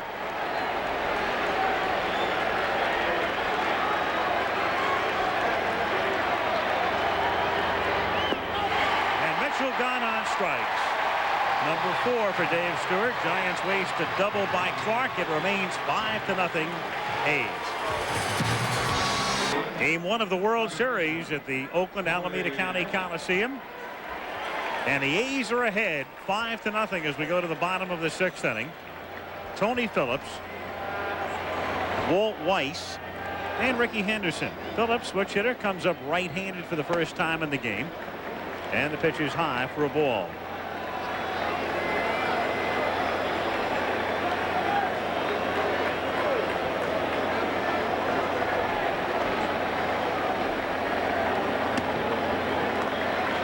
Tony La Russa playing a pretty pat hand for the most part. Really, the only decisions he has to make is in regard to his middle infielders. He also has Mike Gallego, and you've got any combination of Phillips and Weiss and Gallego. And then behind the plate with Steinbach and Hasse as Phillips singles to right field to start the 6th inning.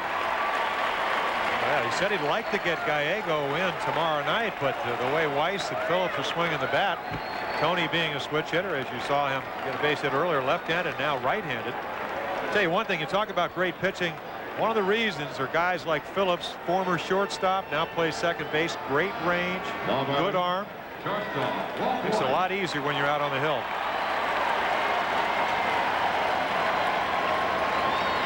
Walt Weiss, his home run in the 4th inning made it 5-0.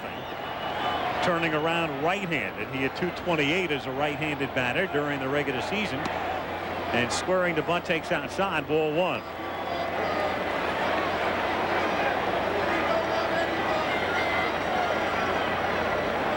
Rene Latchman, who, by the way, is very much in contention for the managerial job at Cleveland, which is open, and the Indians giving every indication of talking to Latchman at the end of the World Series.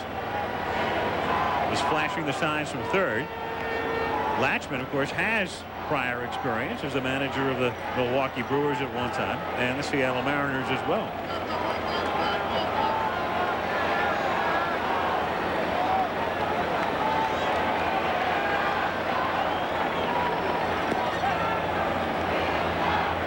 Missing a bunt attempt in the count 1-1.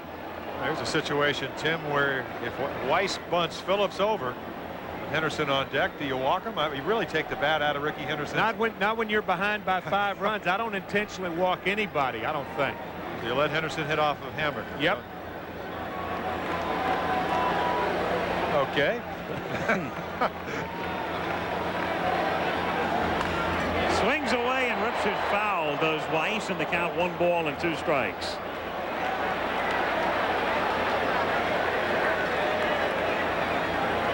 There, you talked about Rene Latchman and Dave McKay at first base. This ball foul by about a foot or more. How much more? How the eyes deceive you.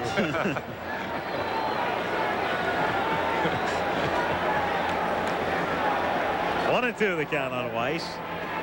Williams has backed up at third, and Hammaker with a token throw over to first. Okay, I'm hanging on Rene Latchman. Rene Latchman and Dave McKay over at first base. Dave McKay, also the physical fitness coach. And the Oakland A's really a top shelf organization to the extent that their coaches get extra money for the success of the ball club. We'll tell you about it after this pitch. Ball, strike 3. So Weiss has a word with the plate umpire Rich Garcia, and down he goes. He's Hammaker's second strikeout victim.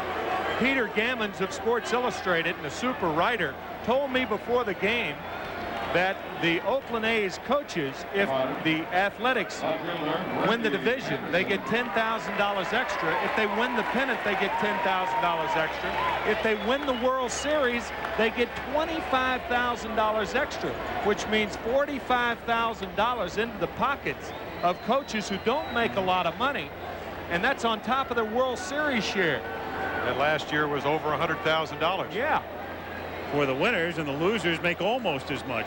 There's not that much of a disparity. You know, you rarely see incentives for coaches, but those guys do a great job. Most of them are not paid a lot of money, and I think it's terrific of the A's to have that system working, because nobody puts in more work than major league coaches. Tony La Russa handles the people, he handles the players, but all the work's done by the coaches, all the physical work.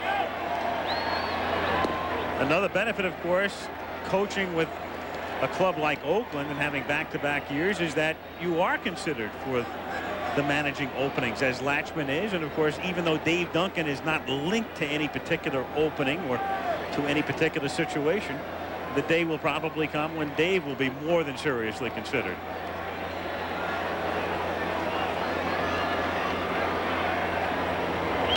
That's hit into right field for a base hit. Phillips takes the big turn at second. The throw comes in, and then he gets back. He rounded the bag, looked at Latchman, and then scrambles back ahead of the throw for Maldonado. So Henderson with a single to right, and Ricky is 2 for 4. And the A's now have 10 hits in the game.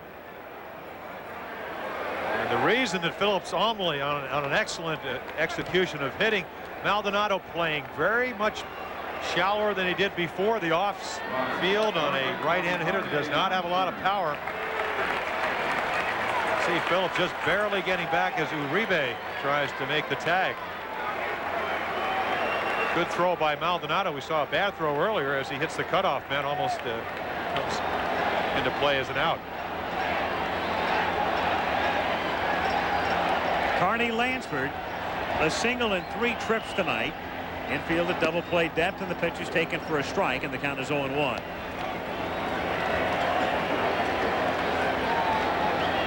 Jeff Brantley starts the throw in the San Francisco bullpen.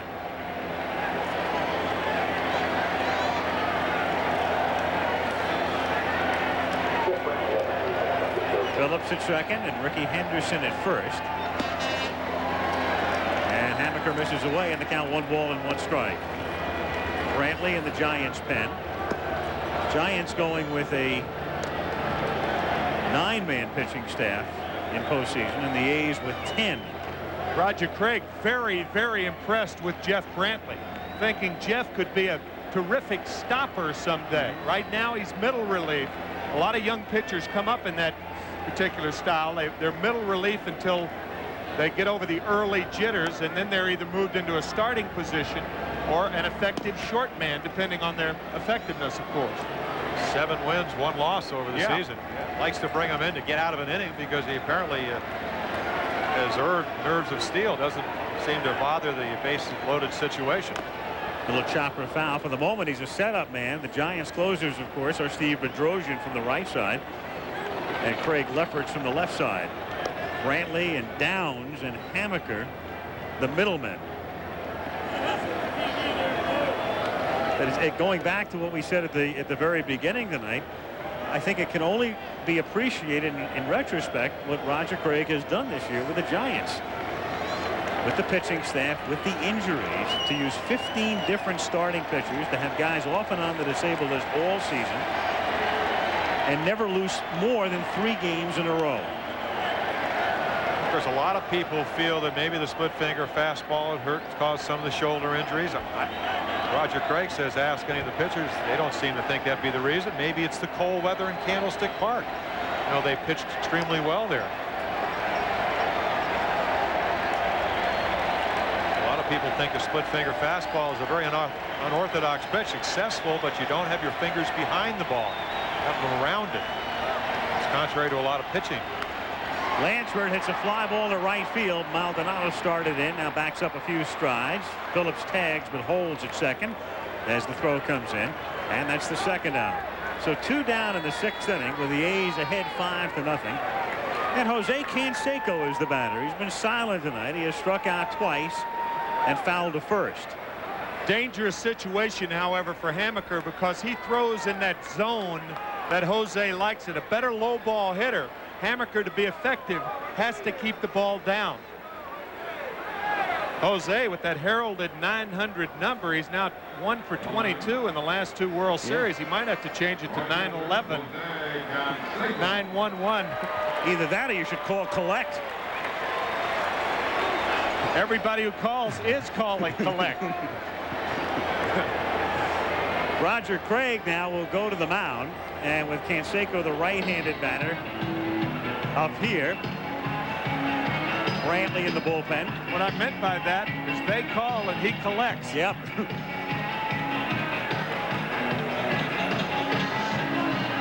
So as Craig goes to the mound, he's going to the bullpen as well. Brantley comes in to face Canseco with 2 on, 2 out, 5-0 the score, and we'll be back after a word from our ABC stations. And the A's trying to make it more with Canseco at the plate, Brantley into work, and the first pitch away, in the count 1 ball and no strikes. Brantley, a teammate at Mississippi State of Will Clark, and coming in here trying to keep the Giants remotely in the game. Canseco hitting with 2 out and 2 on, and the A's ahead 5-0 in the 6th inning.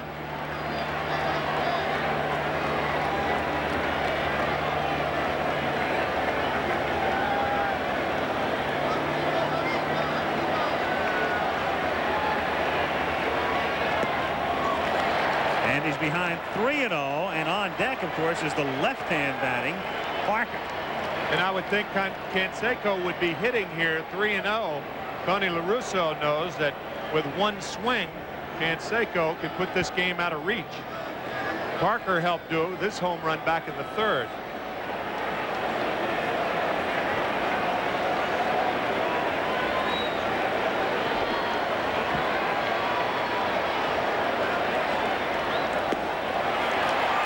And Brantley walks him on 4, so the bases are loaded. 2 down, and Dave Parker hit back to the box, homered, and struck out.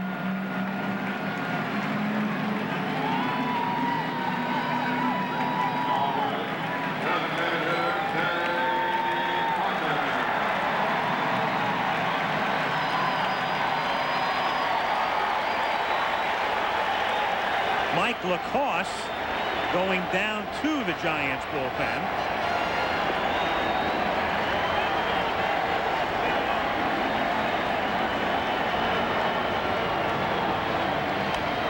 Parker nubs 1 foul off to the left.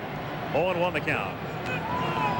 Very early on, even though Parker with a home run, you get an idea of who the Giants want to pitch to. Will it be Canseco or will it be Parker? You know, Parker had a splendid year. 22 home runs, led the A's in RBIs.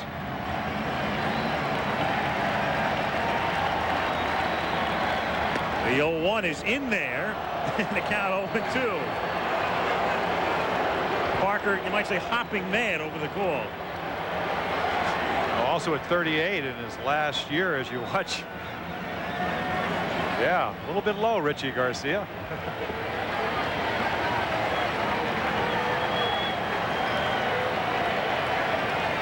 The 0-2 pitch, just low. 1 ball, 2 strikes. Dave, with that earring, he went to a bigger model for postseason play. More like a half carrot job during the regular year. Now we're talking Tiffany's. And it's a ground ball to the right side. Thompson gobbles it up, and the force to Uribe at second. So Brantley gets out of it. A's lead 3, but lead 5-0 onto the 7th. A's of the 70s, the We Are Family Pirates of 1979. What about the Oakland A's? I asked Tony La Russa to describe this group. Al, I really think that the character of our club is a very close one. This club is very, very tight. These guys have a lot of respect for each other. And I really think that's where it started last year. These guys first all respected themselves professionally. And I know that there isn't one time where there's even a hint of not backing each other up, not supporting each other. So I think the closeness on the club is what marks this team. I think the talent everybody looks at, I think they're very professional, but they're very close. And they're on top 5-0 as we start the 7th inning. Matt Williams at the plate, and the count 2 balls and no strikes. Williams, Riles, and Maldonado. The A's have had things their way from almost the outset. 3 in the 2nd, 1 in the 3rd, 1 in the 4th. La Russa, I think many of you know, has a law degree. When Tony left baseball in the late 70s, he picked up his law degree at Florida State. And it was a funny thing. While he was there, the late Dick Hauser was the baseball coach for the Seminoles. And he said he picked up a lot from Dick, and also Bobby Bowden, then and now the football coach, and Hugh Durham, the basketball coach as well. As Williams, it's a fly ball to left field. And Ricky Henderson is right there for the out. 1 away. How about that graphic? The longest continuous A's manager since Connie Mack retired back in 1950. And Mack owned the team, so that's why he was there over 50 years. And he managed in a suit. Not a baseball suit either.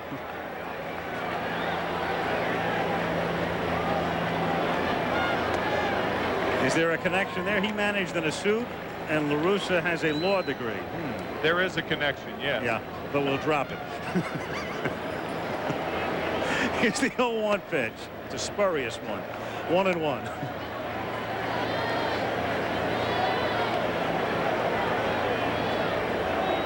Riles, the Giants DH. Grounds one to the right side, and McGuire shovels to Stewart. 2 down in the 7th inning, and it will bring up Candy Maldonado. By the way, other lawyers who were managers in the major leagues, Branch Rickey, Monty Ward, Huey Jennings, and Miller Huggins. And those 4 are in the Hall of Fame. And there have been a few clubhouse lawyers. Oh, indeed, indeed. By the way, the Athletics, the last time they were involved, or they had a World Series shutout thrown by an A, 1931, when the team was in Philadelphia. George Earnshaw did it. The only reason we bring it up is because you think of the great A's teams in the early 70s with Hunter and Blue and Holtzman, Odom, and you would have thought somebody along the way would have thrown one, but That's ripped foul, and the count, no balls and 2 strikes. When you look at the scores of the 72, 3, and 4 world champion A's when they beat Cincinnati, the New York Mets, and the Los Angeles Dodgers, all low-scoring ball games. Even last year in losing to the Dodgers, they had low-scoring ball games. The only game they won, 2-1, when McGuire hit the home run. Game 3, Steinbach comes all the way back and has room to make the catch on Maldonado's little pop. And again, the Giants are gone in order. It remains 5-0 Oakland. The A's lead game 1. 5-0, and Dave Henderson to lead things off against Brantley in the bottom of the 7th by grounding one on 1 hop to Williams, and that's throw to Clark for out number 1. So Henderson has been silent tonight. So has Canseco, but Parker and Weiss have hit homers. The A's with 3 runs in the 2nd, and Stewart's been masterful, and they lead 5-0 with Mark McGuire coming to the plate. Goodyear Blimp, Columbia. Tom Mattis is at the controls tonight. Cruising high above Oakland. Ship will head about 8 miles west on Tuesday for game 3. How far is it between the Coliseum and Candlestick Park? Well, with 0 traffic, it's about a half-hour drive. With an overturned big rig, pack a lunch. 1-1. As the blimp flies, it's about 8 miles. There it is, San Francisco and Candlesticks in the extreme southeastern corner, and Oakland. And at some point, weather permitting during the series, we'll try to give you some perspective from the blimp, the 2 stadiums. McGuire wraps one into left field for a base hit. So Mark, who was 1 for 17 in last year's World Series, is 3 for 4 in Game 1 tonight. The first thing he'll tell you, he loves being the one that does not be the focus of attention. Anonymity. When he hit 49 home runs 3 years ago, everybody wanted to interview him. He went right out through the writers, and there's a mass here right to the batting cage. Nobody asked him anything. I want to talk to Canseco, to Ricky Henderson, Tony La Russa, and that's exactly the way La Russa, excuse me, not Russo. Poor Tony. At least people have finally begun to pronounce his name correctly most of the time. I mean, for years they used to call him Rudy LaRusso after the Laker forward who played opposite Elgin Baylor, and occasionally he still referred to that on a newscast or sportscaster too. But he's very much establishing his own identity. Back-to-back to the World Series, and among the other treats he'll have next year, as you know, he's going to manage in the All-Star game. Little pop-up in foul territory. Clark gimping back and makes the catch like a highlight player. And also paying a little bit of a price, and you can tell that knee is really bothering him. Using that glove like a cesta here. Full extension, and watch after he makes the catch how he comes to a limping halt.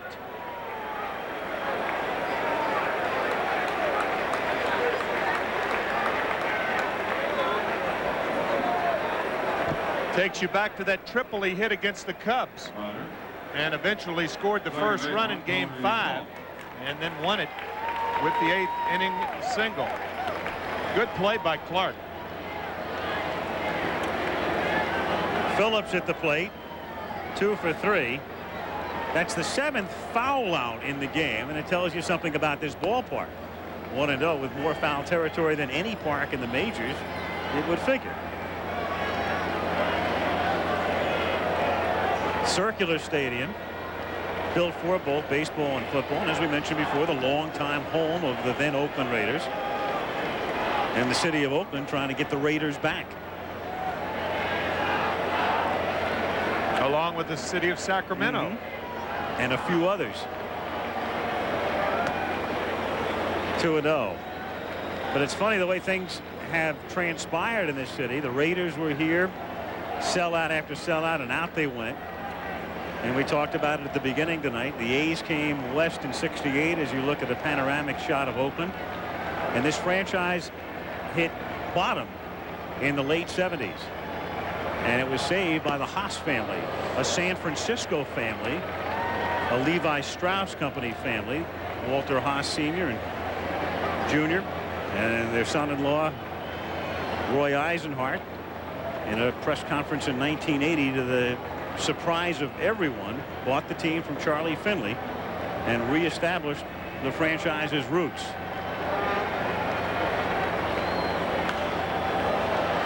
That's fouled away, and the count 2 balls and 2 strikes. Early 80s, Billy Ball with Billy Martin. Ricky Henderson stealing 130 bases. 1981. They inherited Billy Ball. Billy was here, so he came with the company. And then, of course, in '81, they won a division title. And that was the year of the strike. They beat Kansas City in those mini playoffs. And then on to the ALCS, where they lost to the Yankees.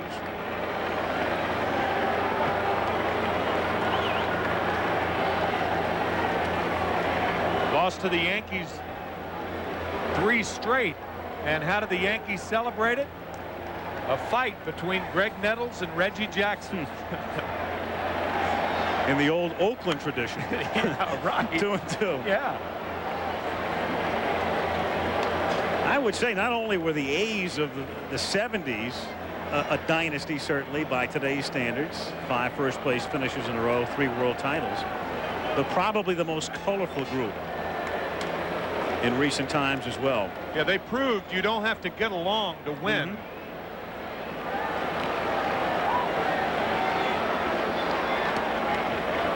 3-2 the count. And yet through it all, they played in relative anonymity. For a team that won 3 straight world championships, attendance was simply average. A tough time drawing 1 million people in those days. 1 million a year. 3-2 the count. 2 down. McGuire off and moving from first base. And the pitch is lifted to center field. And Brett Butler is there to make the catch, and down go the A's in the 7th. The Giants come up in the 8th, trailing Oakland 5-0. And he is seated next to Bart Giamatti's widow, Tony. The series dedicated to the memory of the late commissioner. Looking on game 1 as we go to the 8th inning. 5-0. Dave Stewart sailing along with Kennedy at the plate, Uribe and Butler to follow. Mike Lacoste is up in the Giants bullpen. And the count 2 balls and no strikes.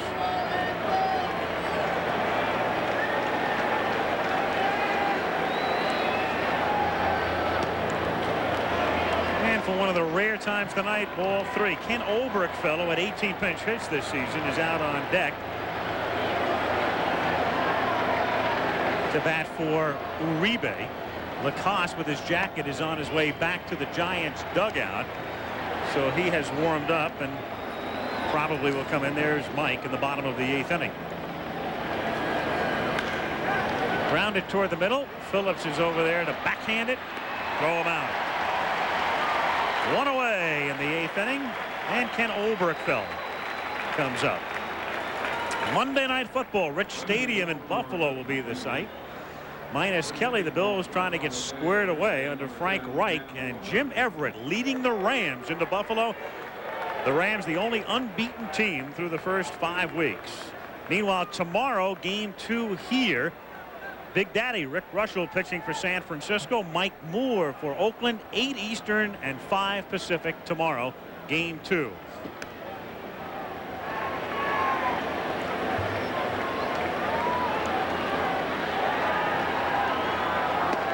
Olberich first appeared in a World Series back in '82 as a member of the Cardinals. Came over from Pittsburgh in May. And he's been a terror off the bench for Roger Craig. 2-1. Yeah, 18 pinch hits. There is Big Daddy in the background. 40-year-old Russell. 2-2. Great line. Russell doesn't say very much, and somebody said, "Jay, you know, you got a lot in common with Nolan Ryan, both of you guys being over 40." He said, "Anybody that thinks I have anything in common with Nolan Ryan's got to have mush for brains." Pull 3 to Olberich 3-2. I'll tell you, even though the A's are firmly in control tonight, a lot of guys like Russell, after their teams have lost the opening game, have come back as the second pitcher to work 3 games of a World Series and win 3 games. The name that pops to my mind, a guy that pitched against us when I was with the Cardinals in the 1968 World Series, Mickey Lolich. Started game 2 after McLean lost game 1. That was the day Bob Gibson struck out 17, a World Series record. And Lolich went on to win 3 ball games. And he was a similar pitcher to Russell, a sinker baller, a guy of portly frame. Meanwhile, as Stewart issues his first walk of the night and falls behind here 1-0. The righty is Gene Nelson. The lefty is Rick Honeycutt. And LaRussa eyeing Stewart carefully. 1 out, and the 1-0 pitch is in there for a strike. 1-1 on Butler. You got to think Russell would have started probably the first game if he had been healthy. Again, the groin pull. He's the leading winner for the Giants. 17 wins. Great sinker, great changeup, great breaking ball right at the knees. 2-1 the count. And he really matches well against Oakland. A lot of right-handed hitters.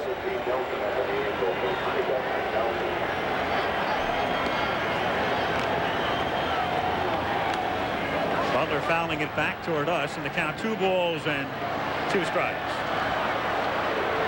Stewart tonight walking just 1, striking out 4. He's faced only 5 men over the minimum.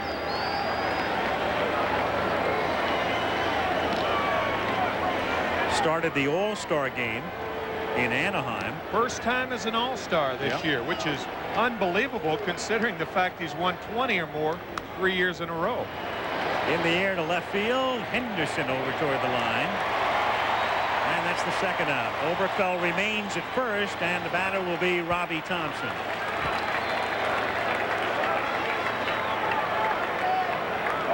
So 2 down.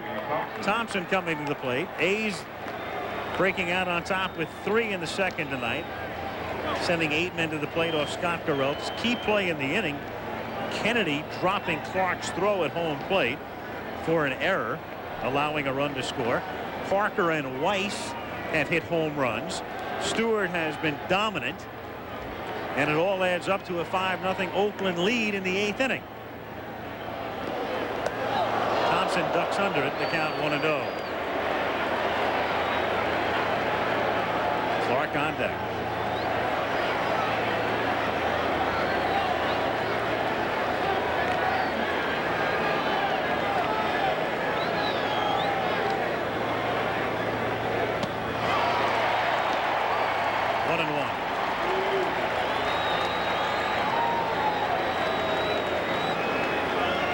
Missed, almost hit him with a split finger, and then comes back again with the same pitch. And you can see it just going down. Robbie Thompson swinging right over the top of it. Looking for a fastball, and the count 2-1. Yeah, well, he's a dead red hitter. Boy, wants the ball up around the letters. And if you watch the playoffs or the regular season, he can go downtown. You got to think down, right around the knees. Good fastball, and the count 2-2. Again, we talked, as you look at Dennis Eckersley, the stopper for Oakland. One thing about Dave Stewart, his ball has so much movement. Forget velocity, it just runs that you'll have guys chasing balls almost over their heads.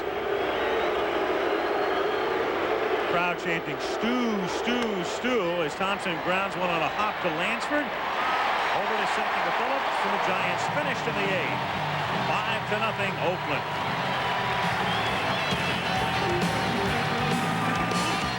Ken Oberkfell, who pinch hit, stays in the game, plays third, hitting in the number 9 spot. They moved Matt Williams over to shortstop. And going to the mound is Mike Lacoste, who had to leave one of the playoff games with a knee injury. And so he will test it here in the bottom of the 8th inning. Walt Weiss to lead off, then Ricky Henderson and Carney Lansford, and the pitch is taken by Weiss for a strike. 0-1. Lacoste, one of those who is sort of half penciled in for a 4th game on Wednesday night at Candlestick. It's grounded to the right side, and Robbie Thompson will take care of it. 1 away.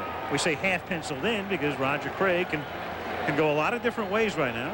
I think a lot of it will depend on where the series stands at that point, whether he would bring Gereltz back or go with Lacoste or just what.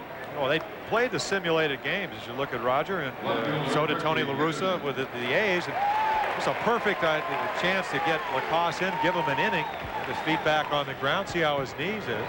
And I think you're exactly right, Al. Depending on what the situation is as far as wins and losses, that'll dictate who pitches that 4th game. For the A's, though, they're going to go with a 4-man rotation. Tony La Russa committed to that. And what that means, of course, is that Dave Stewart would not pitch games 1, 4, and 7, but 1 and 5 only. And as La Russa said yesterday, he said, hey, if I go to a 7th game, I've got Bob Welch, and that's not bad. 2-0. I think another piece as you look at Dave Stewart, he used to be Dave Smoke Stewart, but since he got away from that nickname of Smoke, he's been a better pitcher.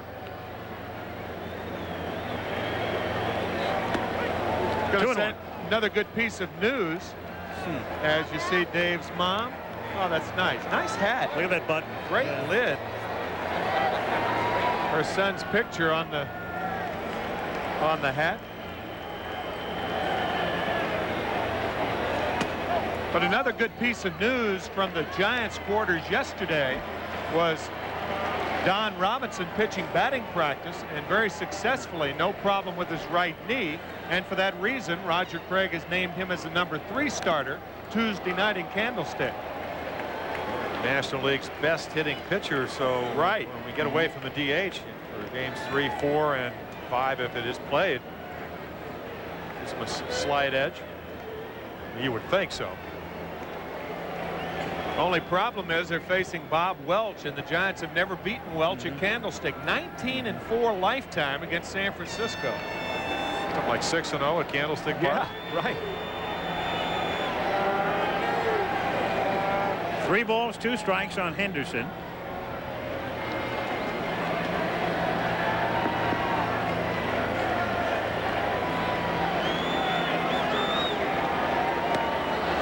And Ricky gone on strikes. That's the second time he has fanned tonight. So Henderson 2 for 5 on the evening as he goes back. 2 down, and Carney Lansford is the batter. Third baseman, Carney Lansford. Funny World Series in the sense it's the first time in 33 years nobody has to stay in a hotel. Players go home tonight. Put in for toll money tomorrow.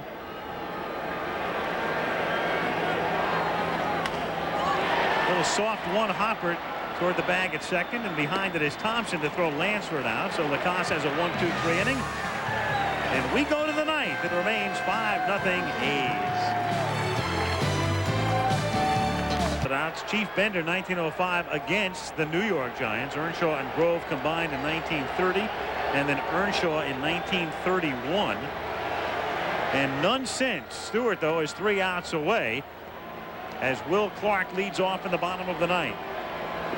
Top of the ninth. Clark, Mitchell, and Williams. And that's grounded into center field. So Will Clark trying to get something started as his second hit, and he's hit the ball sharply on 2 other occasions tonight. His liner to center in the first and his double to right in the 6th. Matter of fact, Stewart has not pitched a shutout this year. Mike Gallego now plays second base, and they move Tony Phillips over to third. And of course what that does is it gives Carney Lansford the rest of the night off with the tender hamstring.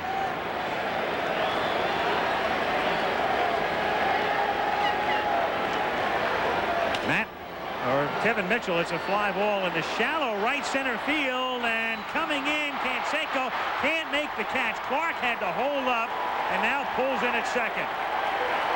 So Will, halfway between first and second, had to wait. Canseco can't make the play, and the Giants stir in the ninth with runners at first and second and nobody out.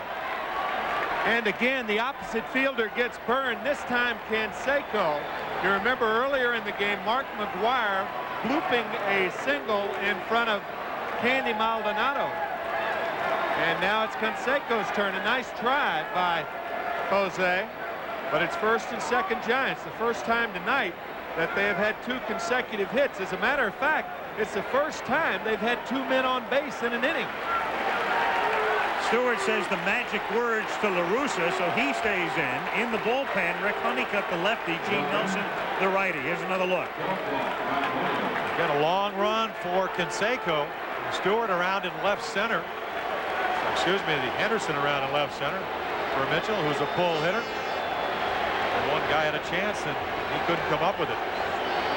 Matt Williams hitless in 3 trips. 1-0.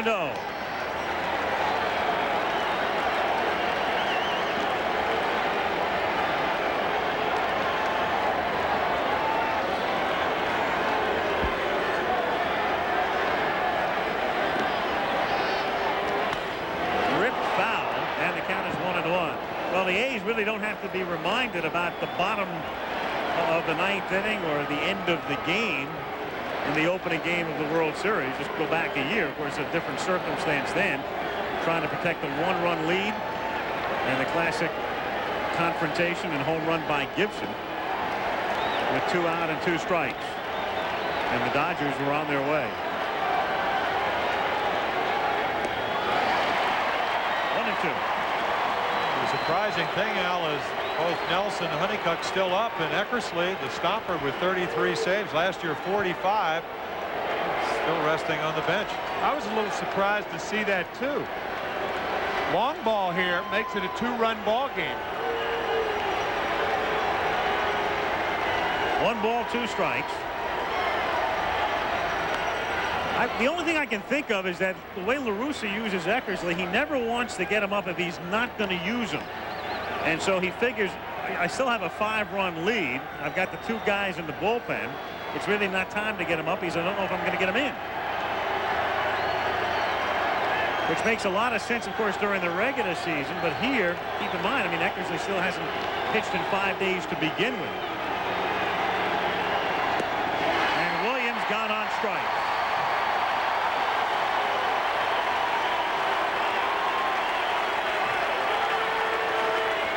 Threw him the split, and down he goes, and that's strikeout number 5 for Stewart. Again, you can see the tumbling action, but what Stewart would like, he'll take the strikeout, but with the fork ball, the split finger fastball, the motion is down, usually hit the top half.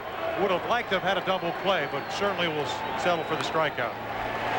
Riles, the batter, and the count is 0-1. So Williams, a long night for Williams, 0 for 4. And Riles at the plate with 2 on and 1 out.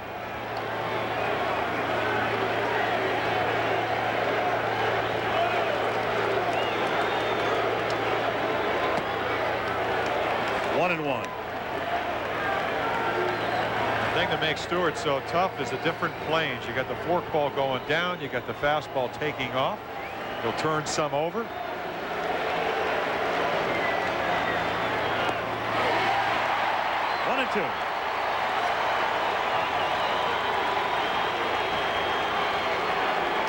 I was not being facetious when I said that he has dropped his nickname of Dave Smoke Stewart, because I think one of his problems earlier in his career, he tried to live up to the nickname of Smoke Stewart and throw the ball too hard.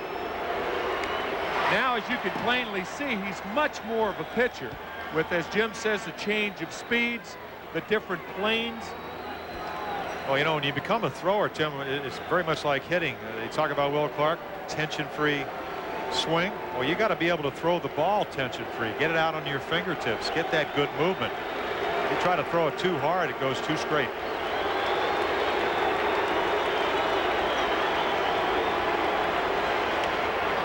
And that one gets by Steinbach as Clark moves gingerly into third and Mitchell down to second. Looked like he may have crossed Steinbach up with the fastball inside. Usually if that happens, the catcher will go out and talk to his pitcher, but the ball, on the other hand, could have sailed on Terry. That's where a lot of pass balls come on catchers. It hasn't been scored yet, but a lot of your pass balls come on balls that you have to reach for. Catchers don't move quickly enough with the glove. Try to get in front of it. 2-2 to Riles is fouled away. That's overrated anyway. People talk about catchers trying to get in front of 92-mile-an-hour fastballs. It was a pass ball, as you see.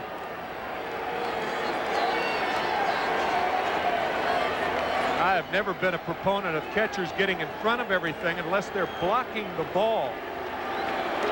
Bill Dickey told me one time that a catcher never becomes a good catcher until he starts catching with one hand.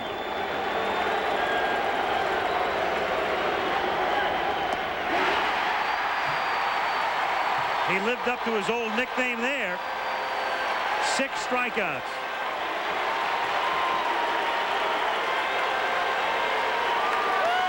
That was a pretty good little operation. Little off-speed stuff, change, and then see you around. And again, maybe that wild pitch or the pass ball, I guess, as it was scored, sets that up. You come way inside, give the hitter a little different perspective. He hadn't come in very often on left-handers tonight. 2 out, crowd chanting Stew, Stew, Stew.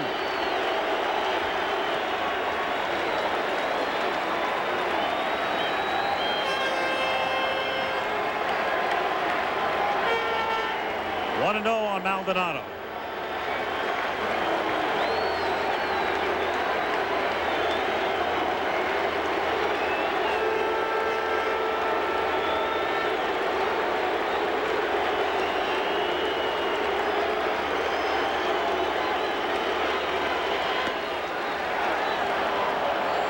2.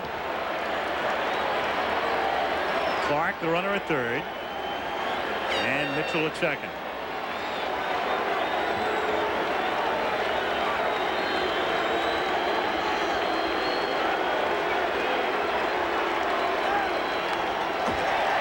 Two and one.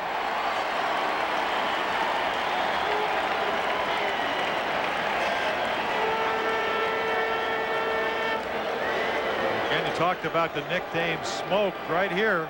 Again, the courage to throw it over 2-0. Maldonado knows what's coming. I mean, everybody knows 2-0 with a 5-run lead. You're going to challenge the hitter. He did that. Foul ball.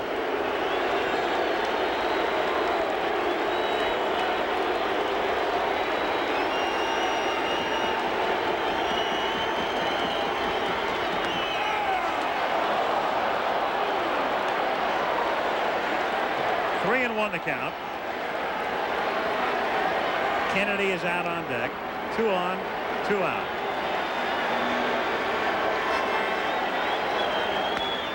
And it's grounded to third, backhanded by Phillips, straightens up, and Stewart has his shutout.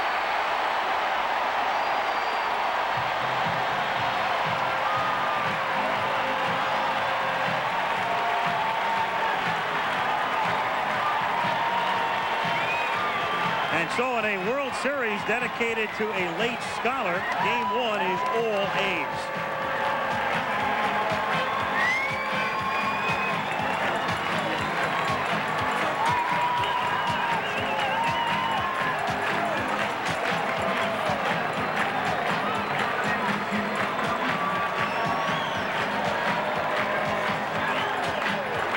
Final score, Game 1. Oakland 5, San Francisco nothing.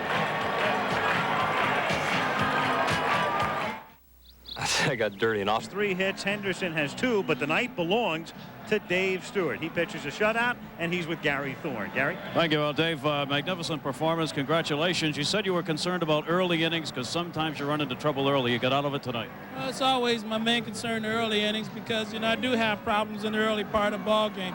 If I can get past the first 3 innings, then usually I can sail the last 5 or 6 innings, and you know, if I have to go to the bullpen, I feel that I'm pretty safe. You pitch a lot of innings in the course of a season, but you get back into that 90-mile-an-hour range in that last inning. Well, it was a necessity for a little extra in that last inning. I wanted to shut out, and the only way I can figure to go about getting it is to strike a couple guys out, especially after a pass ball, and see what happens. Congratulations. Thank you very much. Dave Stewart, winning pitcher of the shutout, and Joe Morgan. Roger, Dave Stewart shut your hitters down today. Did he show you anything different than you expected? No, they said he'd come after us with his fastball, and we got ahead, he'd go to the split finger, and he had both. He had a good fastball, and he maintained his fastball throughout the ball game and had a good split finger. Didn't throw too many sliders, but he pitched out a big jam there in the 9th inning. You got to give him credit. He did a great job. Well, you guys have come back from adversity so far this season. We've done it a lot of times, and, you know, this is just one ball game. We got a lot of games to go. You just got to give Dave Stewart and the A's credit. They beat us tonight. Good luck tomorrow. Okay. Back up to you, Al. All right, thank you, Joe. So Dave Stewart is the man. He goes all the way. The final score is 5-0 in Game 1, and we'll come back to Oakland in just a moment. Here on his Parker hit this home run in the 3rd inning.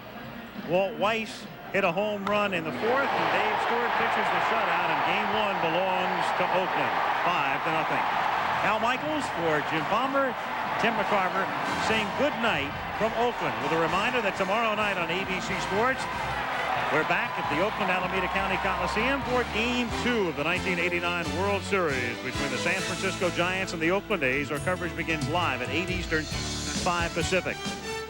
And Monday night on ABC's Monday Night Football, Jim Everett and the undefeated Los Angeles Rams try to go 6-0 as they battle the Buffalo Bills live at 9 Eastern Time. Aerial facilities provided by the Goodyear Tire and Rubber Company. See you tomorrow night.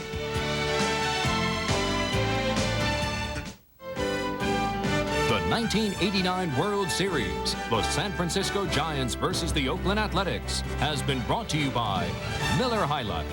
Buy that man a Miller. The best comes shining through. By AT&T, the right choice. By Diet Pepsi.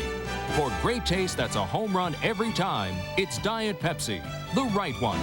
And by Lexus Automobiles. the result of a relentless pursuit of perfection. This has been a presentation of ABC Sports, recognized around the world as the leader in sports television.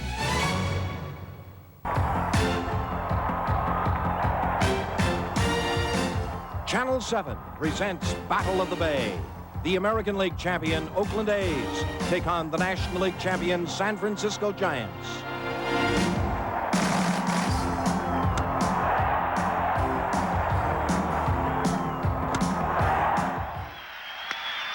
And it's grounded to third, backhanded by Phillips, straightens up, and Stewart has his shutout.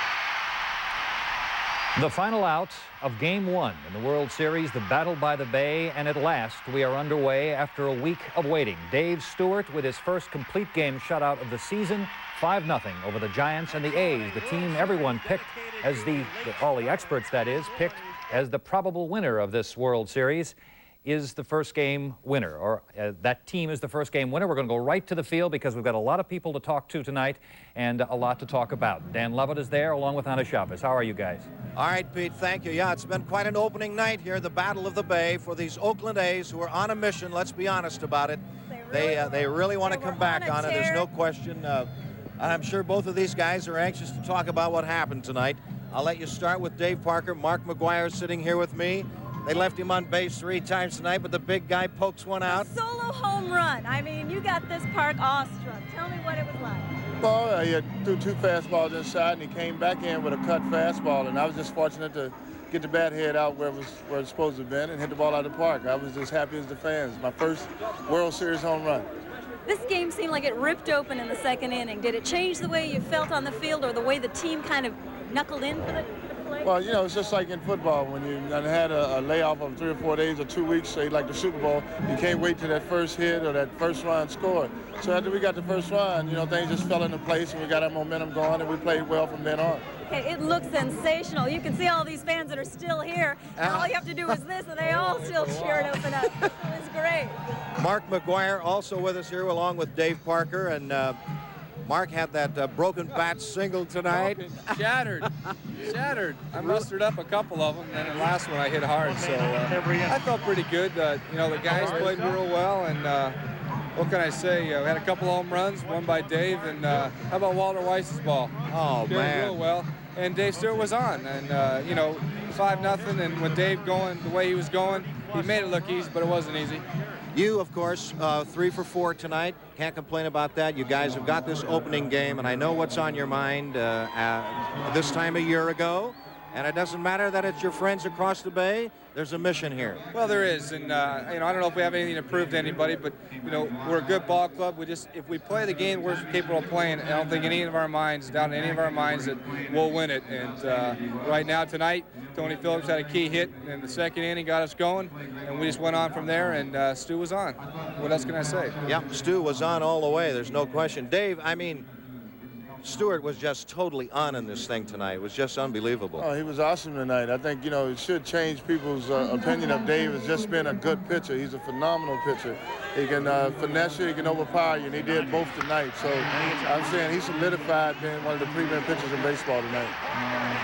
And we're having a look at... Yeah, let's take a look at this highlight. Here you are coming in. Hey, babe, there it is. Now, I see you pointing a little bit like this, and the whole crowd was standing up cheering for you. Did you ever think about the pace at which you were going to round those bases? No, not at all. I mean, you know, it's just you're excited. You know, it felt good off the bat. I felt good about it, and that's just my normal trot. Sometimes it's fast, sometimes it's slow, but I'm consistent with the fingers, so I don't see why anybody gets upset. You guys win a lot when you're playing at home on the weekend, so I want to know about tomorrow, but also about going into the first game at Candlestick. Well, I think it's vitally important for us to win tomorrow, as far as I'm concerned, because basically as a DH, I won't be playing in Candlestick. I like our chances better going in 2 up than being 1-1. So we're going to go out full throttle tomorrow and try to get that one under our belt and then go over to Candlestick and, you know, hopefully finish it over there or make sure it comes back here. All right, Mark, one final question before we let you get in the clubhouse. Big Daddy goes tomorrow night. He can be up there or he can be down there. Well, you know, I've only faced him a couple times, and I don't know. I think Dave's faced him quite a few times, but it's just going to be like tonight. Just go up there and look for the ball and get your swings in. he's, you know, if he's on, he's one of the best. And, you know, he moves the ball around. You can throw it hard, throw it soft, gets people out. But, you know, I think we'll be ready. All right, thank you both very much for coming out. Mark McGuire and Dave Parker for joining us out here on the field tonight. All of the A's fans are still hanging around, and why shouldn't they, to enjoy this first game? They sure are savoring it, but you know, the Giants fans are saying, hey, this is just game one, and I'm sure that's what's on Roger Craig's mind. Let's go down to the locker room and see what the Giants skipper has to say. Well, I felt confident with Grouch. You know, he's been a very consistent pitcher all year long, and Rush will pitch a real good ball game in the playoffs, and he might be the type of pitcher that can give this club some trouble, because they, you know, they swing hard, they swing at the fastball, and he's got a real good sinker. But, you know, we've got to score some runs. It's hard to win when you don't score any runs, but this is only one ball game, and we've been doing this all year. We never seem to do anything easy. We just have to come from behind all the time. Well, they have themselves in that situation. Hey, this is only the opening game, Anna. I mean, we hope we're in for a 7-game World Series. We may well be, and then again, this thing could go a sweep. These guys, I'm sure, have that on their mind as a result of what happened last year against the Dodgers. But as he said, you know, they like to come from behind. We're going to be right back, but now let's go back into the studio. The special coverage of Game 1 of the Bay Bridge Series. The Battle of the Bay continues. All right, you guys, and as I said, we have a lot to talk about in this first game, and we'll be continuing these post-game shows through the course of the series, however long it goes. It just feels good to be underway. By the way, I have A's pitcher Steve McCatty, former A's pitcher, here with me to talk a bit about Dave Stewart's performance tonight and some of the things he thinks will be coming up in the series. We'll be right back. Rise now, 3-2 to Mazzilli, 2 out, 9th inning. There goes Gruber, swinging a high fly ball, popped up actually. Outside of third and backing up, foul territory. Phillips makes the catch as it drifts to fair territory, and the A's sneak under the wire as a winner. Holy Toledo. First game of any series, but whether it's a 3-gamer or a 7-gamer, it gives you a lift. Everybody remembers last year. If you lose, I think we're strong enough to have come out tomorrow ready to get even, but it means we got to win. You know, we're down. We got 1. We got to win 3. I think it's important, but I mean, I'm not all that excited because you still got to win 3 games. We're back now with Steve McCatty, a former A's pitcher who's with us here in the studio. And Steve, I want to ask you about what Tony just said. And that was a post-game interview just moments ago, in fact. It's great to get off to this first win because of the kind of World Series this team had last year more than anything else, wouldn't you think? Oh, yeah. Last year, they said the A's should have won. They should have probably won the first game, but a home run by Gibson, and then they go on to lose. It's important to come out and play good the first game of the series. You don't want them to win any games at your ballpark because they can go home and close it up at theirs. So it was good for them to come out and do well. Now, you're a guy familiar with Dave Stewart. Where does he come up with a game like this at the end of the season? He supposedly has a sore arm. People were questioning the last few starts. Where does this come from? It's called intestinal fortitude. He's just got something. There's other pitchers in the league that have better stuff than he has. Not much, but he has something special about him. When he's down, when he has to do the right thing, he does it. When he has to make the pitch, he does it all the time. And that's why he's come up with 20 wins. Again, he's noted for the high fastball. He seemed to be working that all night long and giving the Giants no end of trouble with it. Clark was the only one on the pitch at all tonight. Yeah, he does that all the time. He's a good pitcher. That's what good pitchers do. They get you to chase their pitch, and then he can throw that fork ball and makes them real tough. Okay, let's go back out to the field. Joe Morgan's out there also doing some analyzing for us and for ABC. Joe? Joe Morgan is with Dan and I right now. The pitcher is the story tonight. Dave Stewart's fantastic control. Those of us who have watched him pitch all season often see Stu take kind of an unsettling start and then simmer down by the 3rd or 4th inning. Joe, he came out with incredible control tonight. Well, I think that's what the World Series does for people like Dave Stewart. They get ready for this. This was a big occasion, and Dave Stewart is definitely a big game pitcher. And I thought when he came out and set the tone early that he was in control. I knew he would get better as the game went along. And I felt that the Giants were in trouble, especially after the A's scored 3 runs. I didn't think the Giants would score 3 tonight.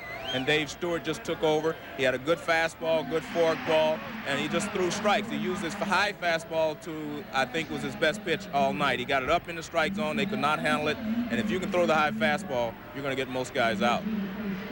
All right, Anna, there we've seen the man at work, and here's a man who was all, hey, Joe Morgan's going to love this. These little guys hitting these home runs. Look at that grin on his face, I'll tell you. Walt Weiss about it? Nice shot. Your home run makes the 5th run of the game, and here's a situation where I'm not sure if you knew you were going to be starting this ball game until yesterday. It's true. I really didn't know. I was preparing myself to start, but I wasn't really sure if I was or not. You know, Mike Gallego's he did a tremendous job while I was out for 2.5 months. And it's nice to get that start, the first game of a World Series, a lot of excitement, and it's a great experience. Nice home run feel to it for you. I mean, you got to love it. Yeah, I mean, to win in the World Series, I mean, no way I expected to do that, but, you know, it's just a matter of fact, I got the good part of the bat on the ball, threw me a cut fastball, and he came down and into me, and it carried out for me. I wasn't sure if he was going to get out, so I wasn't going in any home run shot. What about Big Daddy Russell pitching, Rick Russell for the Giants tomorrow here at Game 2? Any thoughts on that? Well, it's going to be a big contrast from what we saw tonight. And Big Daddy's been around. I mean, he knows how to pitch, so it's not going to be easy. I mean, we have to win 4 games. You know, it's nice to get that first one under your belt, but until we won 4, we haven't done anything yet. The question, Walt, really is, I know you have to win 4 games. How badly do you want to win all 4 of them right off? Well, it'd be nice to get 4 out of the way right away. I mean, we don't need any nail-biting time, you know. But, you know, we don't expect it to be that easy, you know. The Giants are a good ball club. Play fundamentally, they play great. And it's going to be a battle. I mean, I think it's still going to be a battle. All right.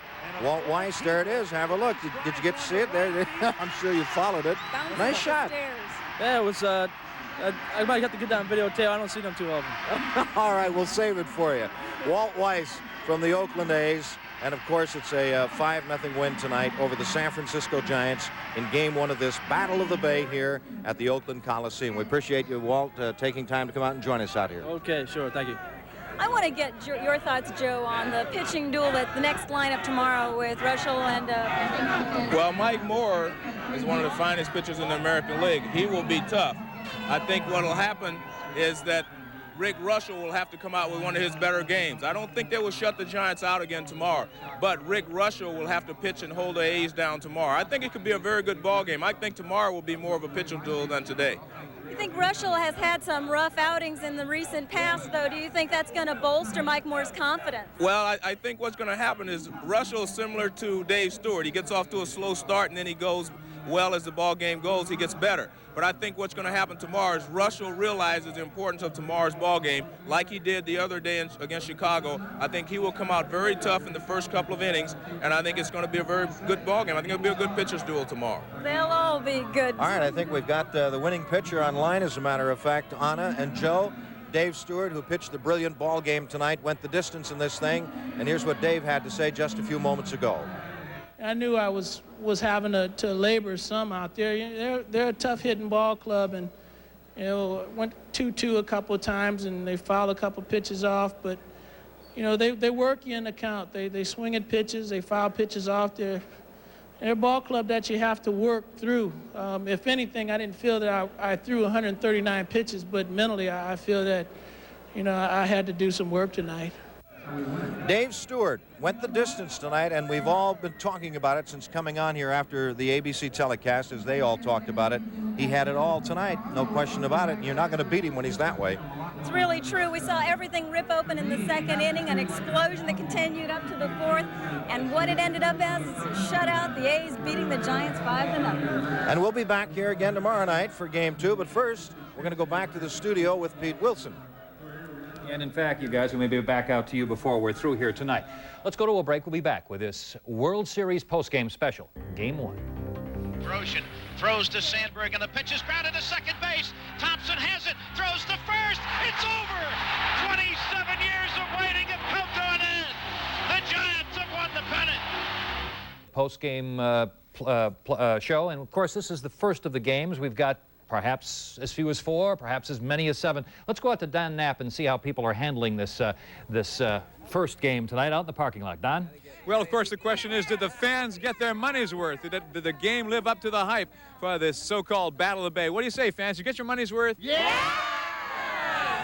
Was it worth all the hype that we've been hearing for a couple of days? It's all here. We're going to do it. We're going to do it all the way. You're a Giants fan or A's fan? I'm an A's fan. Yeah. All the way. All the way. Any Giants fans? Any Giants fans? Okay, here are the people who lost the game. What are you saying now? Well, we'll take it in 5 then. I'm a Giants fan since 1912. Yeah! I'm 85 years old, and we're going to beat them. I can't hear you. A's are number one. I guess the sentiment here is with the A's and not with the Giants. Of course, what the A's fans are saying is we'll sweep. The Giants fans are saying, well, there's always tomorrow. Dan, Anna. All right, thank you, Don. Thank you very much. Right and now, coming over here to join us is the man, yes, sir, Mr. Stewart's coming in. Hey, how do you Good to have you. Congratulations. Dave Stewart, who went the distance, and you can hear his, those got to be cheers up there, I hope. Oh, I think so. They've been doing it all year long. You go the distance. Your best stuff tonight looks like it's the fastball. Well, it was working for me tonight. I went with it. You know, scouting reports have said I've been a little short with the fastball, and I've been feeling better each and every start that I've made in the postseason play. 5-0 shutout. It's got to be a wonderful feeling. That's your first complete game, is it not, in some time? It's been a while, maybe a month or two. It's been a long while. I know that. I couldn't tell you exactly when the last complete game was, but I know it's been a while. Well, you certainly weren't intimidated by the Clarks and the Mitchells and that lot. Well, they're hitters, and you know everybody's got a weakness, and I believe that you can get guys out when you have to. And if you can go out and you do that and don't be intimidated, then you're going to be successful in what you have to do. Dave, I had a question about your level of intensity tonight. You seem particularly focused tonight. Well, it was a job that needed to be done, and I felt that getting out and winning the first game would give us a boost and you know, give us an edge on them. It's tough to play catch-up with the ball club that's playing like we are. We're playing good baseball. We're taking advantage of mistakes, and we're doing a lot of things right. Did you do anything different before tonight's game than you have in the regular season? Nothing different. You know, my routine is the same. I didn't eat today. I'm starving right now. Last night I got plenty of rest. My routine is the same. Well, Dave, we wish you good luck in the remainder of this series. I know you guys are on a mission. We all know that in this area, and even if it is your counterparts across the bay, I'm sure you'd like a sweep out of this. Well, we'd like to win it. We don't care if we sweep it. The main thing is to win it. And as I said, you know, even if we don't win it, the Bay Area still comes out a winner, because you're not going to see two better ball clubs than are playing right now in this World Series. And, you know, it's going to be a good one. All right. Here comes the last out. How'd it look to you? Looked like a sinker to Kenny Ball, not on the outside part of the plate. Ground ball, third base, 5-3. We won it. All right. Thank you. Dave Stewart goes the distance here tonight. Let us have we do appreciate you coming out, Dave, and I know you have some good friends to talk to in the clubhouse, and get something to eat, would you? Definitely. All right, thank you. Dave Stewart. Well, let's go back and look at the highlights of this game tonight, the opening game of the World Series. It is the A's in the second inning. Tony Phillips there, a one-out single to right field. It scores Dave Henderson, and the A's take a 1-0 lead in this ball game. Now, on this play coming up, the catcher, Terry Steinbach, is going to be dead at the plate, but he kicks the ball out of Kennedy's glove here and on Clark's throw, and it's a 2-0 lead, Oakland. Still in the second inning, one out. Ricky Henderson singles to right, scoring Phillips all the way from second, and the A's really have this ball game on ice, don't they, at this point, 3-0. All right, the A's leading off the inning. That's the third. There he is, the DH Parker. He lost that shot into the right field bleachers. 4-0 Oakland over the Giants. The A's fourth, leading off that inning. Walt Weiss took Gereltz's 1-1 pitch to the bleachers stairs in right field.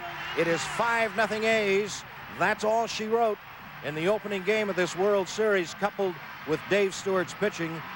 That's your story. It was tremendous. It really was. And, you know, the vibrancy in this crowd, obviously an A's-dominated crowd, is still here. Yes, we still got a few thousand people milling around and chanting and cheering and waiting for glimpses of their favorite players. It's really something. Well, our coverage is going to be like this all week right here in Channel 7. Pete Wilson will be in the studio. He'll be out here in the field with us. Anna, it's always good to have you with us. Martin Wyatt and Mark Gibson covering the locker rooms, and we're going to be on top of it all the way this week for all of you watching this Battle of the Bay. Let's go back to the studio now, and we'll continue our special coverage of Game 1. Okay, you guys, they're wearing those coats. I'm wondering how how chilly it is out there tonight. It has not been nearly as warm, nearly as nice as it was during the playoff series here in San Francisco. We had that lucky week, but this looks a bit more like Bay Area weather that we're dealing with this time. We'll be back. We have still more for you on this World Series post-game show, Game 1. Way back, tell it goodbye. A home run to straightaway center field for Ricky Henderson, and the A's lead it by a score of 2-0. Field, Anna and Dan are out there with a couple more guests. You know, folks, we haven't talked much about the Giants tonight, but Clark did get 2 more hits, and I think that's 15 in 6 games. Remarkable performance. No question about it. It was kind of it was a wonderful shot, really, when you saw Mark McGwire standing with Will Clark at first base tonight. Been curious to see what they talked about if they had a moment there. They, of course, played on the '84 Olympic team together. Mark Gibson was in the Giants locker room to talk to Will Clark, as a matter of fact, and let's find out what they had to say. You got to tip your cap to him.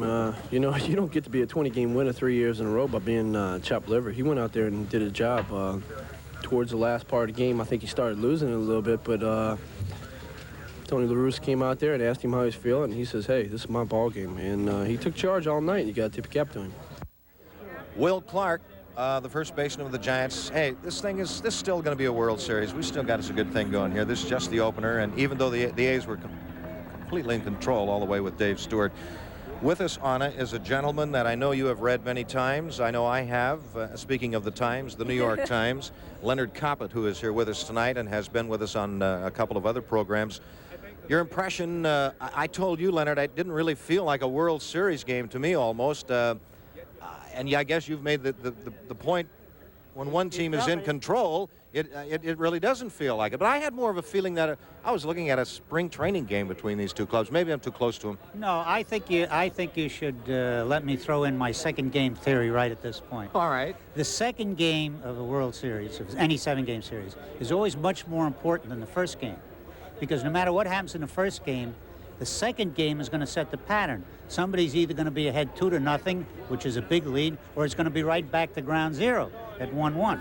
So I think tomorrow's game will have a lot more tension in it, and that somebody was going to win this game regardless. But tomorrow it could have been either neutralized or made into a big advantage, and I think you'll find more tension tomorrow night. If you look at the win-loss record during the regular season, looking at the A's at home, they are extremely powerful. They hardly ever lose when they're playing on Sundays at home. Do you think the regular season has anything to do with a World Series game? Well, not really, but if the A's are characteristically a strong home team, and the Giants have been this year not very effective on the road.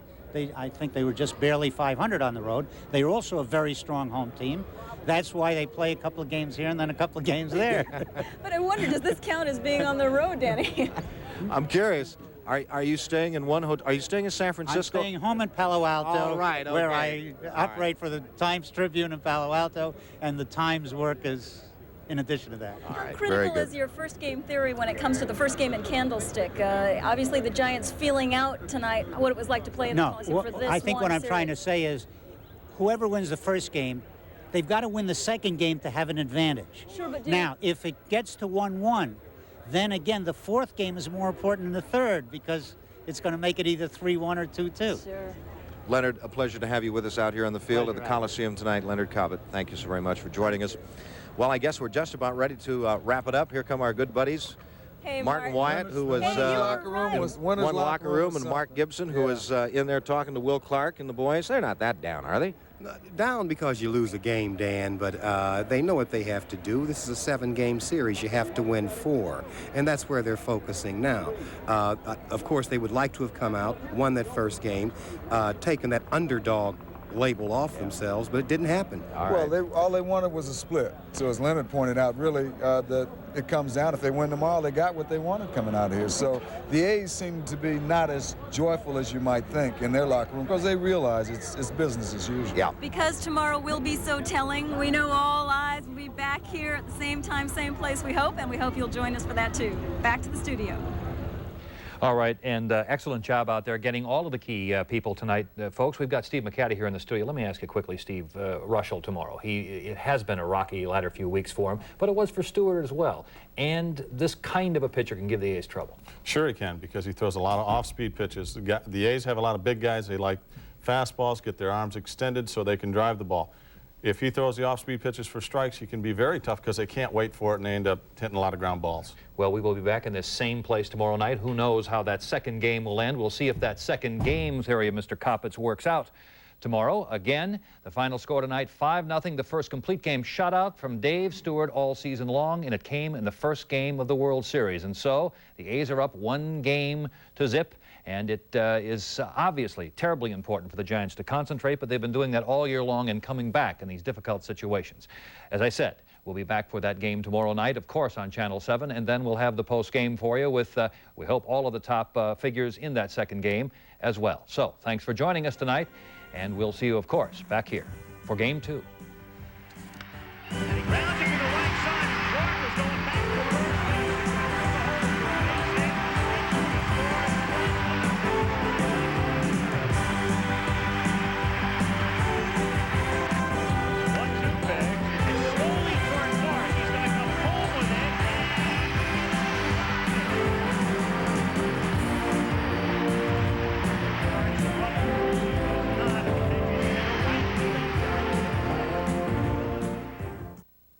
Discover cleaning so advanced, it's in